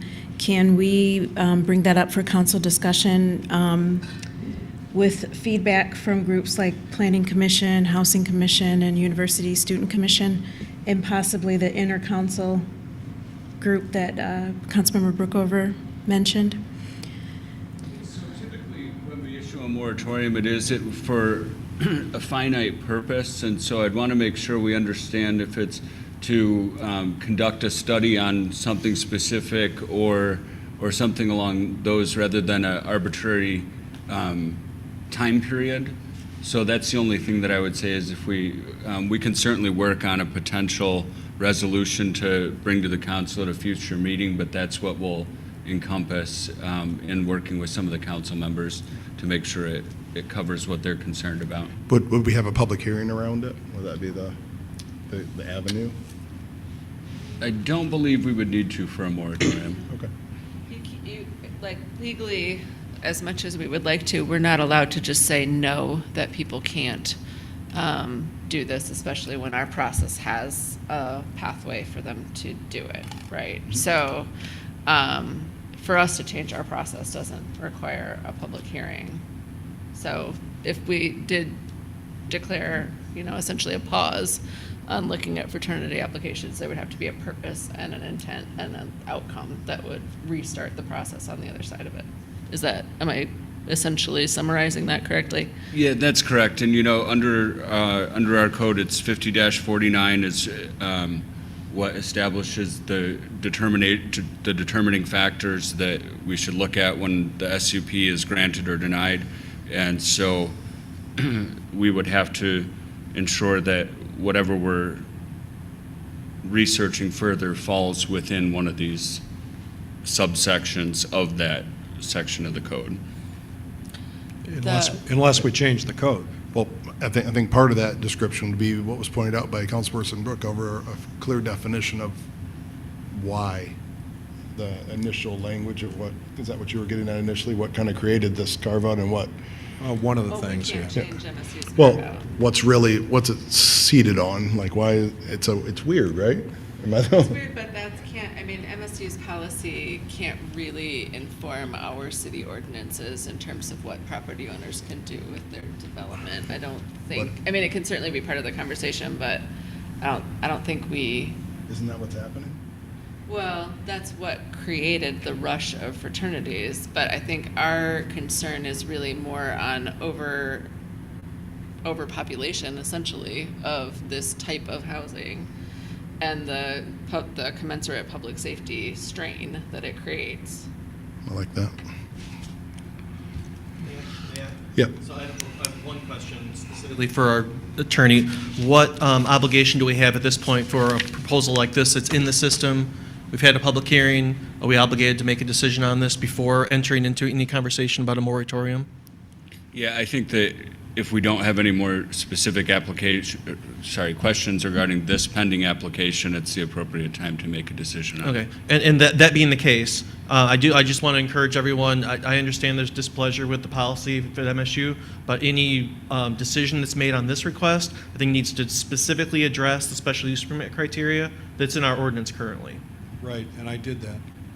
I said I adopted exactly what I had said at the last meeting, and then I pointed out again the criteria from tonight, which is the last criteria in the Planning Commission report. So I adopted all the criteria that I said at the last meeting. Can I ask one more question before we go? Mr. Menzer, how many more fraternity applications do we have in the pipeline that have already been through the Planning Commission process? I don't have any anymore currently. We had the one from tonight that delayed. Yes, right, we have the one for 404 East Avenue. Michigan, and then this was the other one after that. There are no more in the pipeline. Okay, so it probably is a great time to have that discussion. Okay. So couldn't that be a part of discussion only meeting where you'd bring at least the policy forward to explain it to the public? It would be nice to That's push it where- out yeah. to May so that we could invite members of MSU to just talk about their process, maybe? Do you want to put a moratorium? If we wait on the moratorium and more applications come in, is it better to discuss it to see if we have fair. an interest in doing a moratorium next? Should we bring that for discussion next week? Yeah. If council wants to consider a moratorium?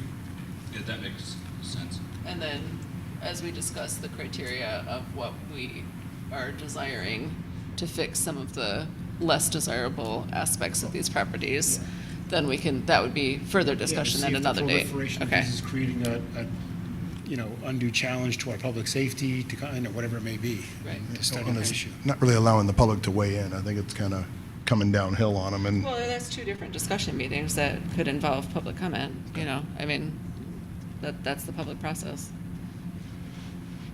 yes. Well, and we're going to discuss it next week so we can further elaborate on what we would like that process to look like, right? So, yeah. Any further discussion? Will other groups know that we're discussing this so they can weigh in? Only if they read our agenda or if we tell them that we're talking about it next week. Okay, I think we should try to tell them. And we have a neighborhood president here, and I'm sure a word will get back that way. And Conrad yes, knows lots of people. on the residential end and on the student and fraternity end too, just to, give everyone an opportunity to, give their 2 cents. Following the meeting tonight, not later tonight, but another day this week. Yeah, good. We can all engage with the relevant staff here to ensure that we find the proper people. Okay, thank you. Great, I'm ready to vote. All right. All in favor? Aye. I'm Wait, sorry. Wait. we're voting on your reconsidered motion. I thought you were going to say. I thought council said that on this matter, if we vote, okay, I misinterpreted. No, I retract my vote. We'll start over. So a vote aye is to reconsider and grant it, is that correct? That's correct. Thank you. All right, here we go. We'll start over. It's late. All in favor? Aye. Opposed? Aye. All right, motion fails. All right, last but not least, how do we move the closed session here off of the? Next week's discussion. Just to next week or date to be determined? So if we have a date certain, then I just request a motion to move the closed session to, I got to see the next agenda first. I hope it's not this big. All right. Do you want the motion do you want to make the motion, or you just want to table this until our next meeting? so we can make a motion to table it to a date certain. Okay, so I Yeah. move that we table the closed session to, what'd you say? April 12th. April 12th, 2022. Second. Discussion? Thank you. All in favor? Aye. Does that require a roll call or just standard vote? All right. Is that correct? All right. Meeting adjourned.